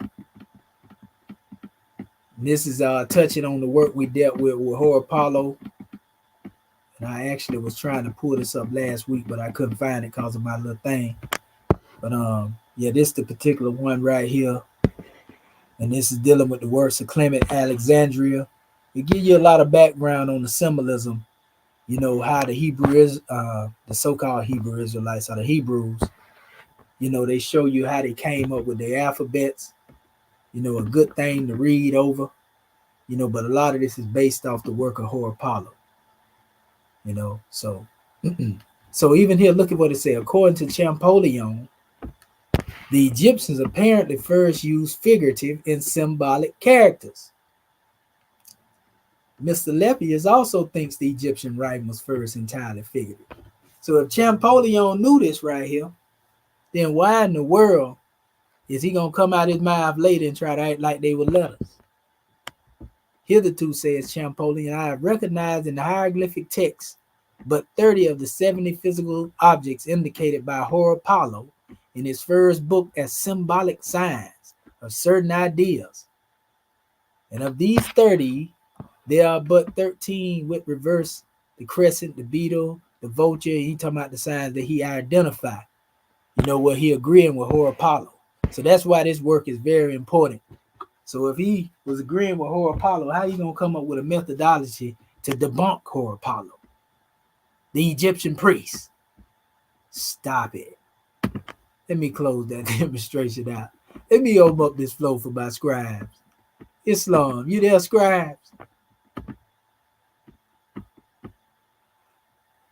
Islam. Okay, well, we're going to call for our Grand Secretary of State first. And then we'll go to you, sis. Islam. Islam. Islam. Gratitude. Islam. I tell you, sometimes words can't express. Having already risen, given praise and honor where due, this is a grand and powerful class. I cannot give enough gratitude. Well, giving praises to Allah, honor to our prophet, honor to our class. Dr. Shahid, trying to get my thoughts together here. The hammer of repetition is so key, because I declare every time we go through this, there is an even grander elevation. When you were speaking about the comparison between Horopalo, who's a Kemethian priest, and of course he would know the methodology used in Kemet versus what our people have been taught to believe that we ought to be following Champollion. And even out of Champollion's own words, he says that he recognizes what exactly the purpose or these hieroglyphs were intended to do, not as far as some individual letters and things of that nature. But we already know what the whole point is, to keep our people buried in that shallow grave and not recognize how truly great and wonderfully made they are as gods. And when you were speaking about, I'm so grateful that again you put the metonetter, the cursive hieroglyphs, and also the hieratic writing together side by side. And just, do you see that this is stick figures, that they're not totally complete? And these cursive hieroglyphs are not hieratic. And then look at the hieratic writing, and just, when you put stuff side by side, and you can definitely tell the difference as opposed to looking at it one at a time, then there's no misunderstanding there, unless that's where one wants to be. And so it's very key when you were speaking about, you have to be able to know what it is that you're looking at, because if not, then this is how truth and falsehood can be strangely mixed, and one gets redirected from the true course because of not having a full understanding of what it is that we're dealing with and the intent of where we're getting the source from. Prior to these special lessons that our prophet brought to us, giving honor to the Book of Fire and also your in-depth historical research, it's just being able to give us the keys to discern truth from falsehood. And when you just took the one symbol dealing with the crescent moon and star, then this is right in our flag. But this is why the prophet tells us that we have got to be able to delve down deep. And the deeper we go as far as the research and making these lessons applicable to the self, the more that we are able to stand firm upon our foundation of love, truth, peace, freedom, and justice. When we look at, wait a minute, I had some of these things circled. How it was dealing with Rome tried to, well, I can get some more money if it's just dealing with the various scenes. Let me add some text to it, which truly was not correlating to the object that one was looking at. But if you don't know what you're looking at, then you go along with the falsehood. And dealing with the scenes and how, if we looked at the mindset of ancient Kemet, they would be like, why are you putting these things in museums when they weren't even designed for public viewing? And that was a paradigm shift as well, recognizing how when we take things out of context, they can easily be misconstrued, especially if you go on with the narrative, thinking that where the narrative came from or the source reference, Greek, Roman, Ptolemaic, all of this was designed to bury us as a people. So this is just some powerful demonstration. I just encourage family, including self, to do the research, follow with these keys and these links so that we have the foundation for ourselves, not being what we told, but just using these as keys to be able to go through further development. So gratitude more for calling me forth. This is such a powerful class. Gratitude for the research, and I look forward to getting even more in depth with self-study. Much peace and love for all that you do. Gratitude. Gratitude in Islam. And that's powerful. Yeah, just dealing with the star alone. A lot of people don't know the star represent what they call, the word that's used is Amduat or Seba. And Seba means instructor, it means teacher, and so forth and so on. But this is the root word from which the word Sabian come from as well, which represent the seed of Cush. And this is why the Sabians are said to be those who venerated, the stellar energy, so to speak, and they were represented in the Grand Quran as being honored. Why? Because these were the ones that were there in Saudi Arabia prior to the birth of Prophet Muhammad. That's why the Sabian creed is recognized. That's the creed of our ancient ancestors that comes straight up out of Kemet. Our people don't even see that. And y'all know we don't keep no secrets over here. I'm gonna give this to our family to give them even a better bonus before we go to our sister Curtis Bay real quick. Just a small measure here. Grand measure, but a small measure. I'm gonna show y'all something real quick, because everybody keep asking the question, when we gonna get it done, and the work that we gonna do. And okay, here it is right here. Let's share my screen real quick, and we over here working on it, family. And Scribes already seen some of this, but what I'm gonna show y'all is some of the things that I was putting out because it's relative to what we're saying. This is what y'all have to realize. It's coming from one of my books that I'm putting together. And trust me, we part way through it. I ain't gonna show y'all everything, because we ain't gonna put everything out there. But I'll show you certain measures here. Hold up. I want to make sure this is the right one. That may not be the right document. Let's see. Was it this one? I think this. Let's see. This may be the right document here. Okay, yeah, this is the proper document. Some of this y'all already feel familiar with because y'all heard me, but some of it y'all haven't seen yet because I ain't really put it out here. So anyway, in some of the excerpts, what I'm saying, and some of the stuff I've been saying here, but with more clarity. Because remember, we're talking about pseudo-hieroglyphs. And so what I stated here, I said, in fact, I ain't even got to be the one that will, I'm going to let this demonstration do auto read for me.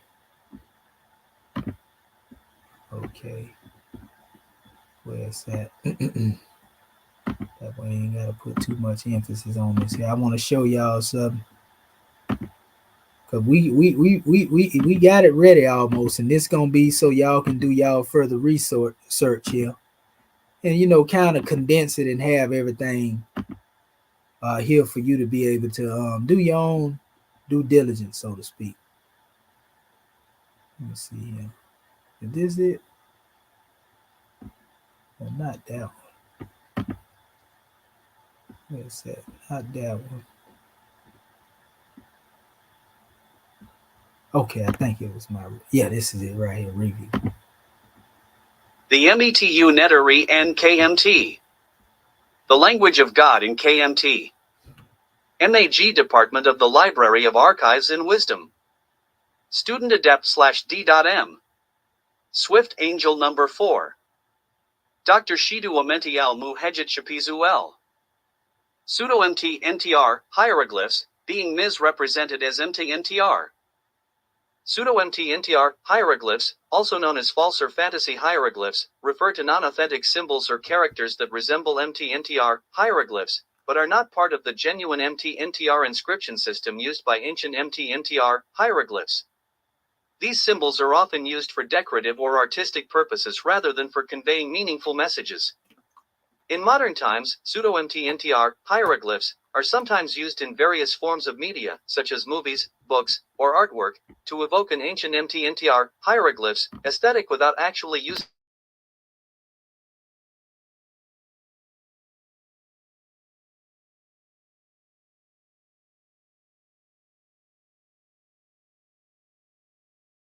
Just went silent on us.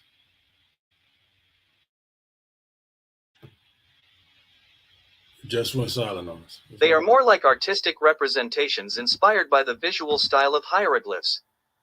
If you're interested in creating or interpreting pseudo-MT NTR, hieroglyphs, for artistic or creative purposes, you're free to experiment with various symbols and designs.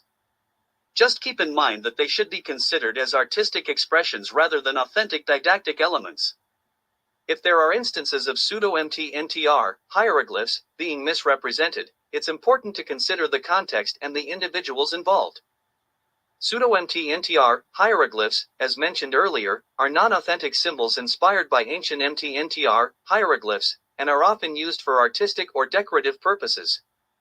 If misrepresentation is occurring, it could be due to a variety of reasons, such as lack of knowledge or training. Individuals who are not well-versed in the MT NTR scribal methodology may inadvertently misrepresent pseudo-MT NTR, hieroglyphs, due to a lack of understanding of the historical context or the visual language of genuine MT NTR, hieroglyphs. Artistic interpretation. Artists and designers might take creative liberties with pseudo-MT NTR, hieroglyphs, for aesthetic purposes, and this can sometimes lead to misrepresentations, especially if the goal is artistic expression rather than historical accuracy. Intentional misuse. In some cases, individuals might intentionally misrepresent pseudo-MT NTR, hieroglyphs, for personal or commercial gain. This could involve the creation of symbols that mimic genuine MT NTR, hieroglyphs, but convey meanings or messages that are not accurate. Media and popular culture. Pseudo-MT NTR, hieroglyphs, are often used in movies, television, and other media for stylistic purposes. However, the way they are portrayed in popular culture may not always align with their historical or cultural context, leading to misinterpretations. It's crucial to approach any claims of misrepresentation with a critical mindset and, if possible, consult experts in the MT NTR scribal methodology or related fields for accurate information. Scholars in the field can provide valuable insights into the historical and cultural context of MT NTR, hieroglyphs, and help differentiate between accurate representations and artistic interpretation. So, a lot of this is saying some of the same stuff that was being said when I was talking about the Egyptian rock art. you know, and it's telling you pretty much, you know, we lay on the basis on the concept of pseudo metaneta or MTNTNR.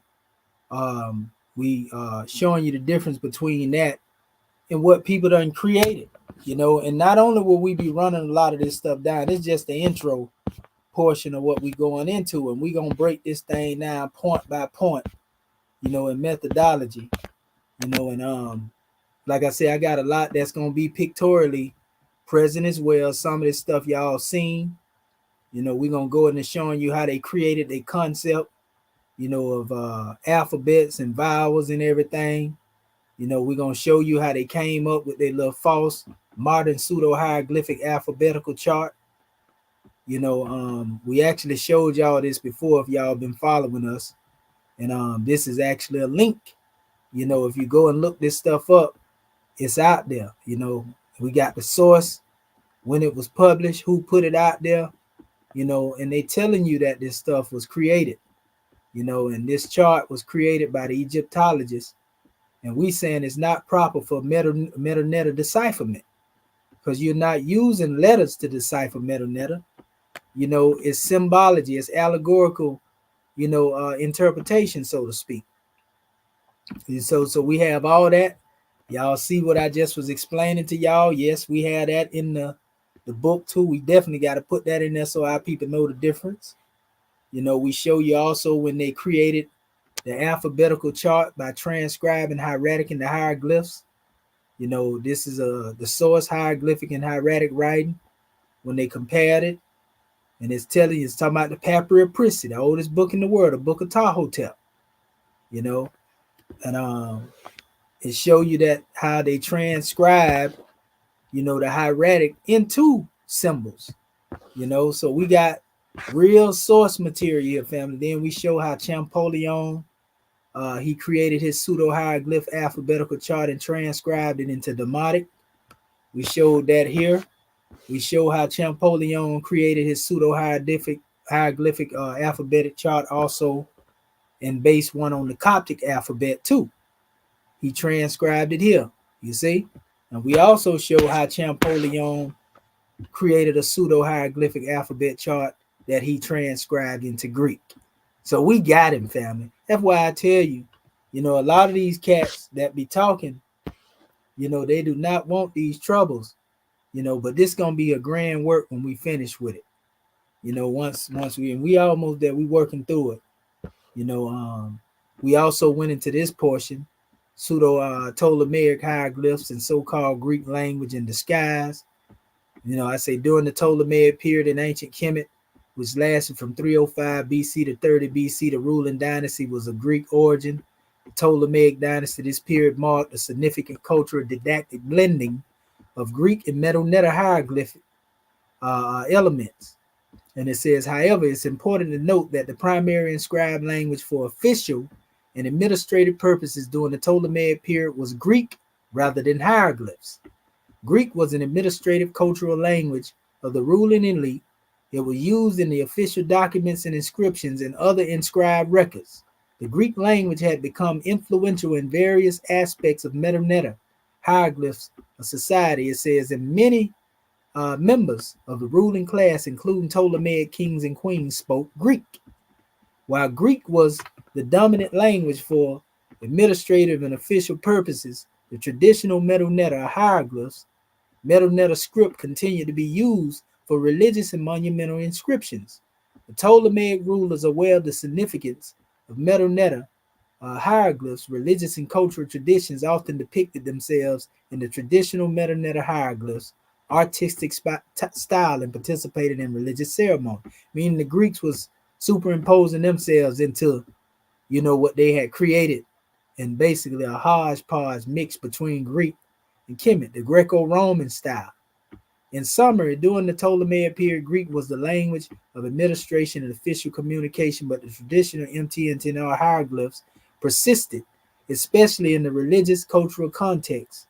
And the interaction between Greek and metaneta hieroglyphs cultures during this period is evident in various aspects. It says of art, architecture, and language.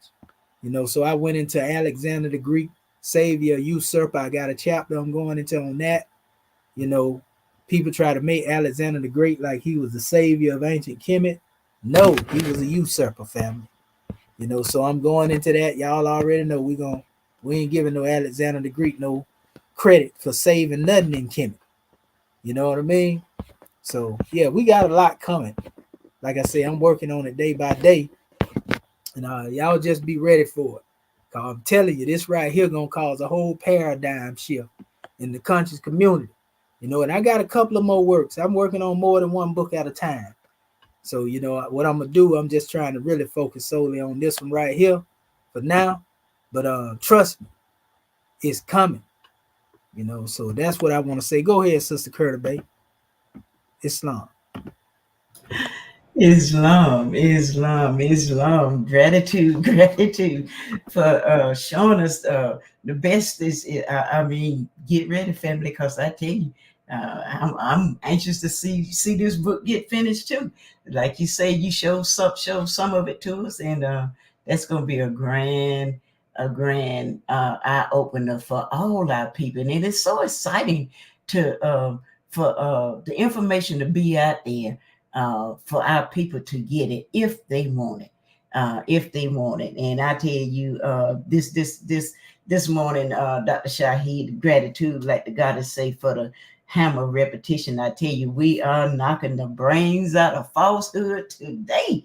Good gracious, I tell you, this has been a powerful class for me. And just briefly,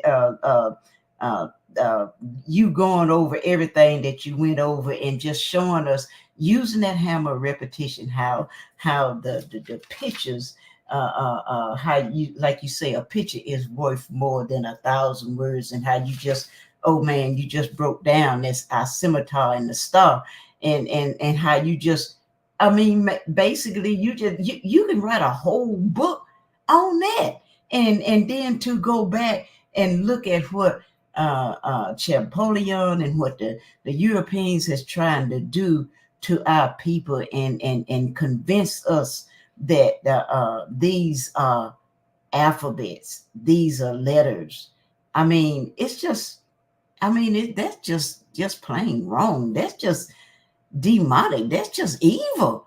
Why would you want to trick some people like that? But I know why, because you don't want us to know the truth. And when you was talking about, Dr. Shaheed, when you was talking about how you was talking about they called us savages, and how when we put these things on the pyramids, on the walls and stuff, that we didn't know what we was talking about. I can remember even when I was in school, how you know, the European, well, they was in charge, and everything that I learned, you know, it was coming from them. It was what they say. And at that time, you know, doing school, and for many of y'all out there who listen to me, I know you witnessed with this. When we was in school and stuff, they taught us this nonsense. They taught us they miseducated us. That's what they did. They miseducated us while we was in school. And even then,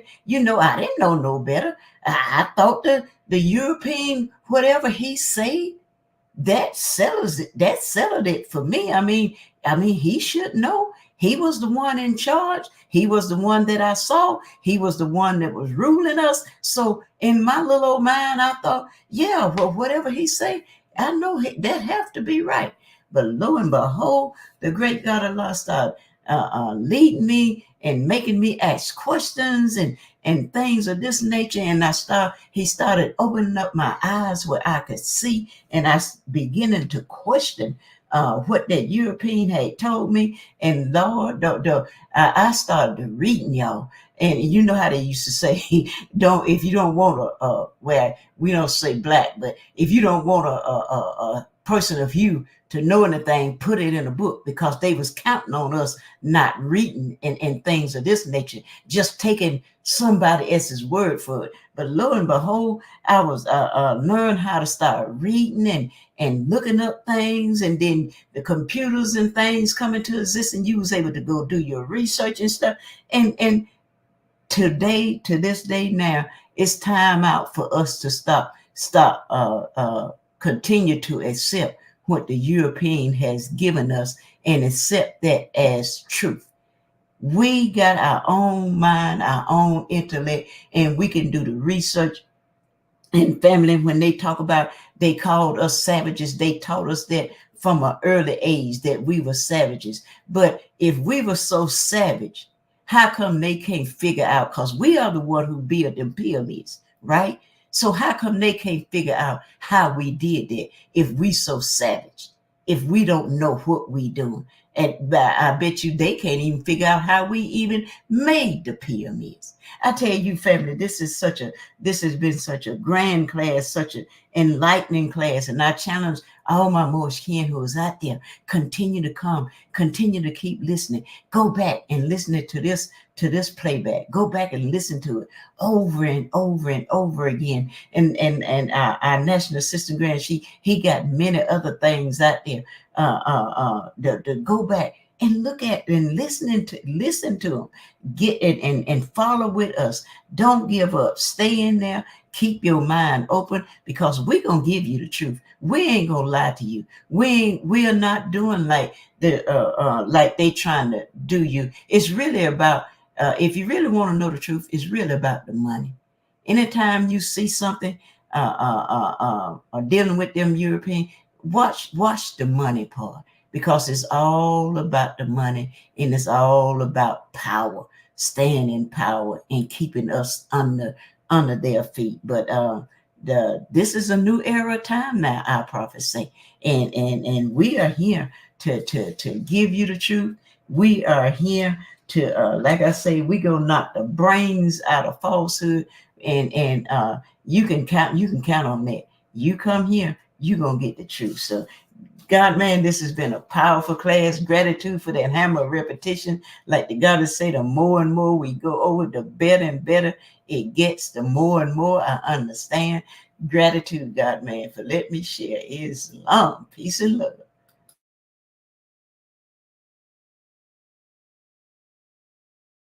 Islamism. And yeah, by the way, Sister Curtis Bay, I know you say we can write a whole book on that demonstration about the flag.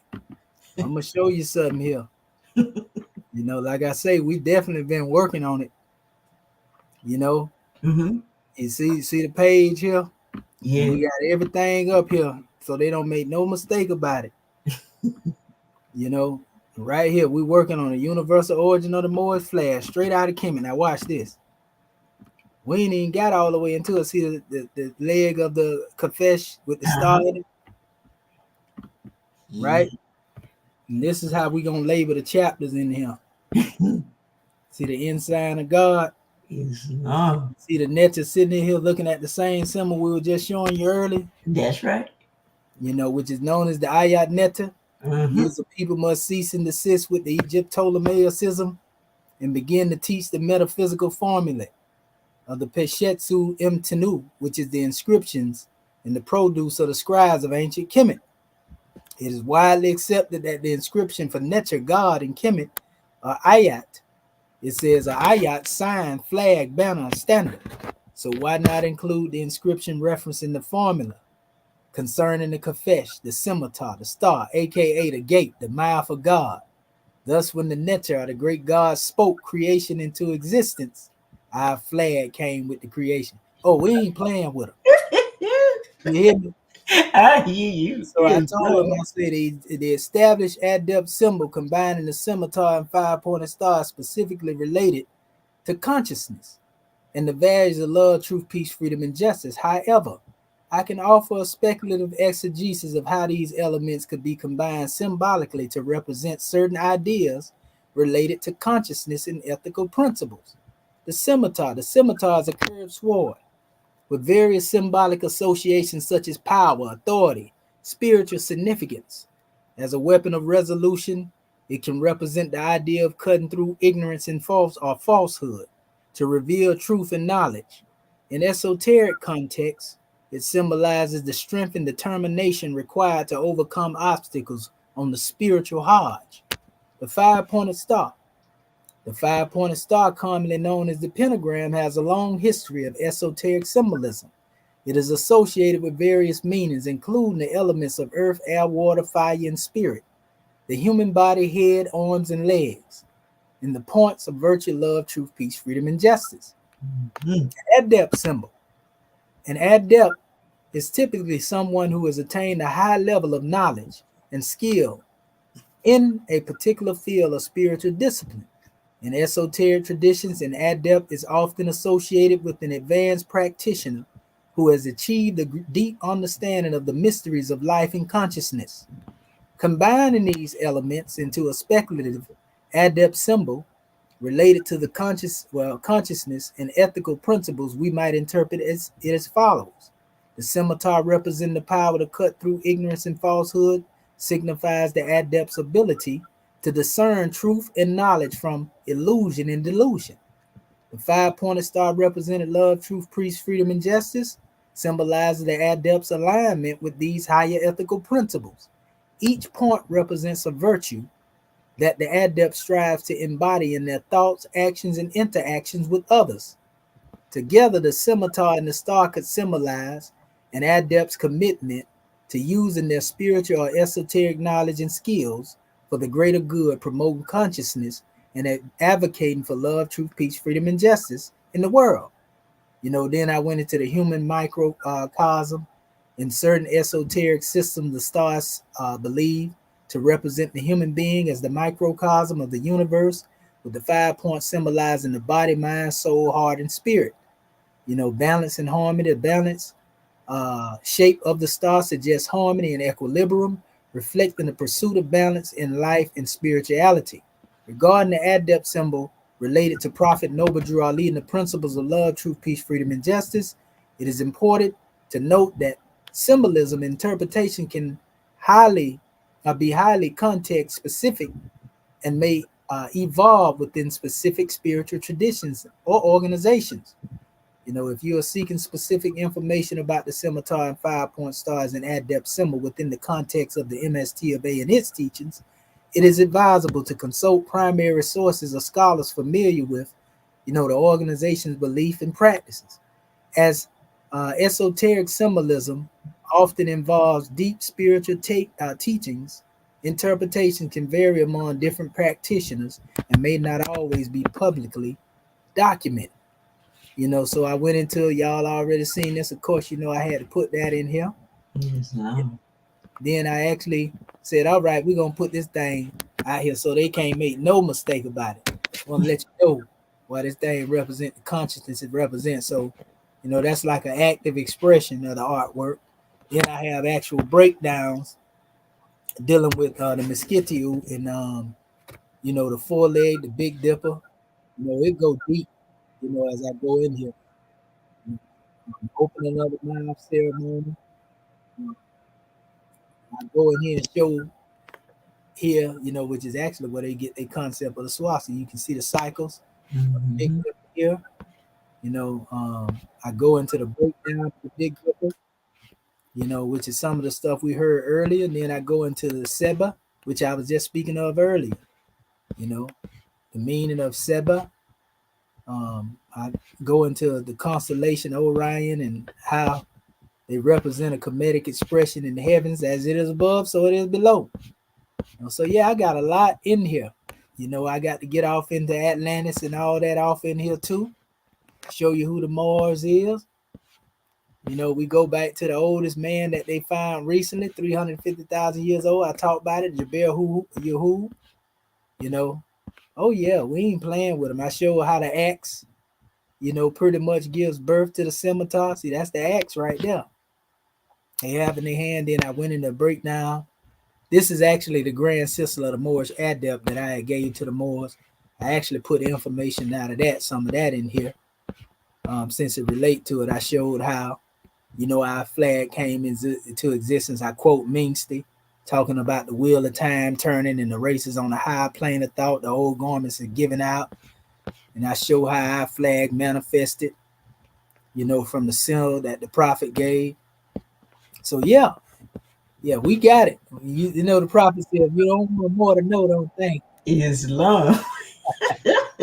It's long. They just got a preview of what's to come. It's long. Yeah. We working on it. We ain't just telling you. We really working on. We even show you that Muhammad and his family had the same symbol because he was given a scimitar, but his family itself represented what they call the Pashtan Pak, or the 5 purified one. So the scimitar was guarding over his family, and that would be his name up here, Muhammad, Ali, Fatima, his daughter, Hassan, and Hussein, and those they are known as the 5 purified ones. So I break that down and talk about how Muhammad was given his scimitar by Jibril. Then I show how it come all the way up till now. In fact, I read a little bit of it. See, I designed this banner to express the school of thought. It says our ancestors demonstrated when they founded the first Idrisid dynasty in 788 to 974 of Al-Maghribia, aka the Moorish Empire. At this time, our banner was white clad, and our grand Sisla, it says, is the golden cord of our divine lineage as descendants of the Pashtan Pak, also known as the Alabate, or the 5 celestial beings or 5 purified ones. Muhammad, Muhammad, Ali and Fatima, Hassan and Hussein, all of the ancient Comedian bloodline. They are represented by each point or pentad of the 5-pointed open green star, aka Solomon's seal. The Moorish flag was represented through principles of action by our mothers and fathers. Signs and symbols are for those who have understanding. And here, there is so much wisdom for itself to be learned by the Moors. We are indeed inheritors and have understanding. I say there's so much wisdom to be learned by the Moors. We are indeed inheritors. Of Al-Zulfikar is what they call it, the sword of Ali, delivered to us by El-Hajj Sharif Abdul Ali. Even the first Moroccan dynasty, the Idrisis, understood the spirit of the sword of Ali and Solomon's seal. This was demonstrated in the Pashtan Pak of the Alabate. It says, hence Al and Bait, Al El and Bay. According to the Moorish scholar Ibn Kathir, the Al-Abate descended from Tehudi, Prophet Akhnuk, or Idris bin Yard, the builder of the great pyramids of Giza. It says Muhammad al-Muhammad was divinely prepared by the Sabi'un Hunafa Sebagatala. It said, meaning those who are submerged in divine mystery before being initiated into the ancient Comedian mystery system. It was Jibril who taught him the sacred art of scimitar mastery. It is through this degree of self-mastery that he earned the title conqueror after overcoming the lower self. The grand manifestation and unfoldment of the Moorish national through scimitar mastery. If steel sharpens steel, is great minds sharpen great minds. When is the last time you took up your scimitar of consciousness in an intuitive dialogue with the silent voice of the higher self of consciousness, which speaks within? I said, being the hand is symbolic to the mind. A true mastermind wields his or her scimitar with right thinking, right willing, right reasoning, right understanding, and right remembrance of the great God who made them. Therefore, the ungainly thoughts of the left hemisphere thinking must be cut away with precision in order to bring about a meiotic balance of truth and right within our thinking apparatus. This is how you forge the saving power which comes from our ancient forefathers through all thoughts of the great God made manifest from the scimitar sacrum. A true mastermind of Moorish science exerts his power at his or her will and desire of its use. Therefore, an adept will raise the scimitar of consciousness in defense of the higher self when the principles of love, truth, peace, freedom, and justice are violated through left hemisphere thought patterns in retrospect to the divine constitution of the self. Justice must and will take its course. Adon Mashikumi, arise, Yehoshua, rise. Where do we get the name Yehoshua? It says from the east. What does the name Yehoshua mean? A means justice. These are the ingredients of the Moorish flag as returned to the Moors by El-Hajj Sharif Abdul Ali, Prophet Nobadru Ali. He brought the symbol and displayed the Moroccan flag to the Moors inverted upside down as a sign of adversity and distress concerning Morocco as they were under Allah's wrath for aiding and abetting in a crime against humanity, human trafficking to be exact. Yet it was our ancestors, the ancient Moabites, whom they received their flags and ensigns from in the first place. The knowledge of vexillology is key when it comes to knowing the true history of the flag's lineage. And so I show the more here, and then I show the symbols as they evolve through the time periods. Because what they was calling scissors here was really two cross scimitars during the Fatimid period. This is the Idrisid period of the Moor. And then came the star. So it came in that order. You know, the scimitars and the star. And so when we inherit what we have, it comes straight through the lineage of our ancient mothers and fathers. You know, so I show how the prophet displayed the flag, you know, when he was in that room with the secretary, Sister Janita Bay, you know, Juanita Bay, as we say. But here also, I go into the next chapter dealing with the Hikaukasu ruffians, Yakabar, Yakabera, and Yakabal. And I give a time period showing where that Hyksos thought pattern come up. Oh, yeah, this is the real Jubela, Jubilo, and Jabela. You know, so I go into all of that and go to showing, you know, how they come up with their little remix of the symbols with, you know, the shrinery and the masonry, Victoria's Secrets, you know, and all that stuff. So, yeah, we ain't playing with them. You know, we are not for play over here, family. Yeah, you already know. Is love. Prophet talk about that European president, Asiatic vice president. So, you know, we had to go and Kim it up here. Yeah, there you go, right there, Obama, huh? Yeah. So, yeah. Oh, you see it. All wrapped up in that Muslim garb over there. Huh? Yeah, so, you know, yeah, we ain't playing with them, family. I'm telling you, we are not playing with these people. They be talking about what you writing, commission. Now, when we bring it out there, it's gonna be perfection. We ain't coming out half cocked, family.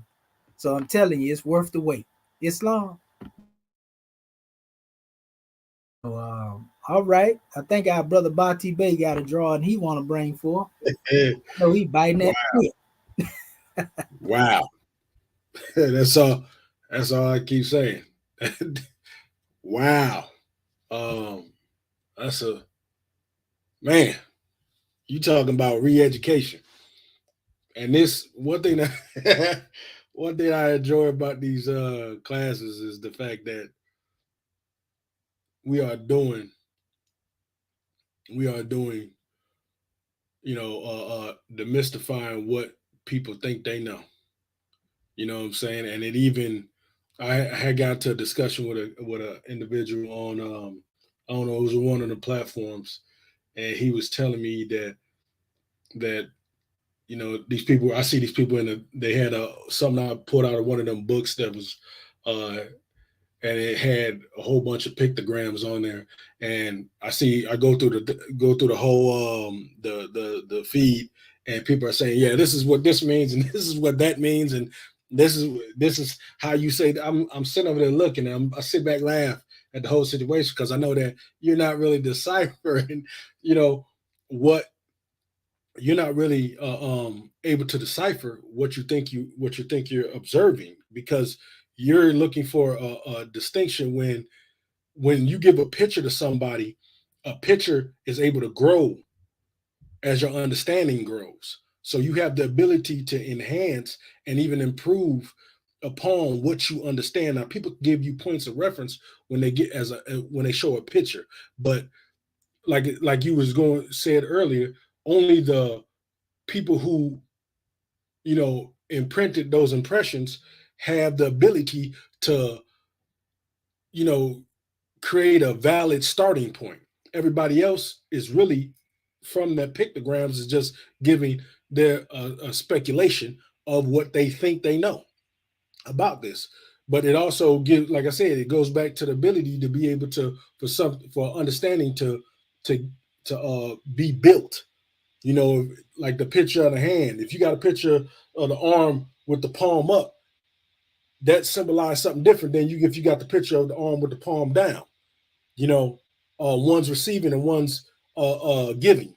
You know, and that's a starting point, a starting aspect. And the guy on there just kept, you know, well, tell me what it means. I said, I can't tell you what it means, because this is a pictogram. It's something that you have to ponder on the essence of what this truly is. you know, and what the essence, and when you have the essence of what something truly is, then you can go from certain aspects and then trace that chord that because your mind, once you get to thinking about something or looking at pictures and trying to decipher it, your mind is going to draw this line that no one but you can really see, and it's going to draw from one pictogram to the next pictogram, and that's still only what your perception can observe in the moments. It's not the exact form. So anybody that's trying to give you exact form, when Champollion himself said that he made all this up, so everybody's going off of something that this pseudo scholar had made up, then you're not really going off of any factual basis. The same thing when I look at our people and we call each other black. That's, you're going off of what, you're going off of slave labor. You're not going off of what God and truly intended you to be. So therefore, you can never be in the full expression of who you truly are or what you truly know if you don't have a founded, a strong foundation of where one you're at and one of the understanding. Because this is right now, all we're doing is when I see people trying to decipher something that an individual that gave you abjad or an alphabet to go off of says himself that he made this all up. So there's no real way. And the brother just kept going back and forth. So I finally referred him to the E.A.R.S class, and hopefully he, he's able to gain some type of stability in his mind frame when we're looking at these, when we're looking at what our ancestors have brought us. Even then, we're people, like, if you see a picture, you don't know what's going on with them people in them pictures. You know what I'm saying? Them pictures that the little Polaroids we used to have, you don't know what's going in the individual. So you're only getting, oh, this looks like a good time. That could be actually one of the most awful times in a person's life. But your depiction of this is only your opinion. And we know general opinion is no proof of truth, for the generality of men are ignorant. And that's another aspect that we really don't want to take on, is the fact that we are ignorant. We ignore what the obvious is in order to live in the confines of those that oppressed us hid. So I don't see. I think the brother logged out. He didn't log out, but he fell off the chat. But with that all being said, I think that we are giving our people a basis of what true scholarship is. We have lost what our ability to understand what being a scientist are, because that's everybody who was born as a scientist. As a child, that was the most purest form. You didn't know anything. You went to go and check it out. That's what we have lost. We have lost our ability to go investigate things for ourselves. And that's another paradigm and saying by the prophet. He said, "Don't believe what I'm telling you." And this is a prophet. This is someone who has a station that he was appointed, or ordination that he was appointed to, that told you, don't believe what I'm saying. Investigate it for yourself. So why do we sit over there and just accept what other people tell us about us, and go on life and live life from that paradigm? That's a that's a craze all in itself, really. You know what I'm saying? And you got to give yourself the ability to think, not think how somebody wants you to think or how somebody's trying to guide you how to think, but actually think for yourself, because you come into, your mind is able to put in things, and everybody has that portion that they are designed to bring designed to bring forth, and everybody's going to link, as long as they are coming from those 5 highest principles. It's not it's not complicated. It's really more simple when we take the emotion and the slave mentality out of it. It's very simple. You know, so with that, I leave us a come in peace. And so we're going to turn this meeting over to, there he goes. Islam. Yes, sir. Islamism, where we give honors to you, grand man. For that drawing, praise be to Allah. Islamism without the schism. You know, we just say gratitude for all that you do, my brother. You know, Allah is leading on victory sure, and yeah, we got work to do, you know, but it's gonna get done. You can believe that. Minus doubt or contradiction. Yes, sir. So at this time, we'll turn this meeting on over into the hands of our sister Dendra, and we have this measure to bring forth to our family. Islam, January 15, 1929, a warning from the prophet to be read at every meeting. I hereby inform all citizens that they must end all radical agitating speeches while at work, in their homes, or on the streets. We are for peace and not destruction. Stop flashing your cards at Europeans. It causes confusion. Remember, your card is for your salvation. Failure to obey these orders would be a severe consequence. We are for love, truth, peace, freedom, and justice. And when these principles are violated, justice must then take its course. Any citizen or group of citizens who hold malicious feelings toward the government or the prophet or violate the divine covenant of the Moorish movement will receive their reward from Allah for their unjust deeds. All true Moors will and must obey the law as laid down to them by their prophet. If they lose confidence in their prophet, they should turn in their card and button, cease wearing their turban and fez, and return to the state where I, the prophet, found you. This is a holy and divine movement founded by the prophet Noble Drew Ali, and if the prophet is not right, the government is not right. The prophet, therefore, is sending out the divine plea to all Moorish Americans that they do their part in protecting their prophet and the government. This is an everlasting movement founded by the prophet through the will of Allah to redeem his people from their sinful ways by the order of Prophet Noble Drew Ali.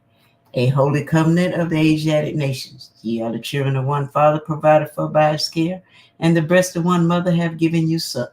Let the bonds of affection therefore unite thee with thy brothers, that peace and happiness may dwell in thy father's house.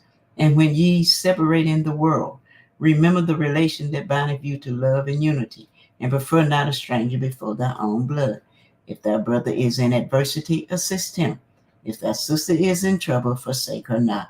So shall the fortunes of thy father contribute to the support of his whole race, and his care be continued to you all in your love to each other. Islam. This meeting is officially adjourned according to Act 2, love, truth, peace, freedom, and justice. Go in peace, Moors. Islam. Great class. Islam, family. Islam, great class. Gratitude. Powerful. Islam. We love the scribes, and we'll definitely see y'all tonight in Sunday school. Praise Allah. Gratitude. Gratitude. Peace and love. Gratitude, peace and love. All right, family. Want to give honors to our family that checked in out there in social media as well. You know, Born Dog. You already know Brothers Love, Don Philly the Bull, Born Dog. I'm still waiting for them to put a flyer up or something. When we supposed to have this conversation, man, seems like I ain't being promoted like everybody else. But it's cool.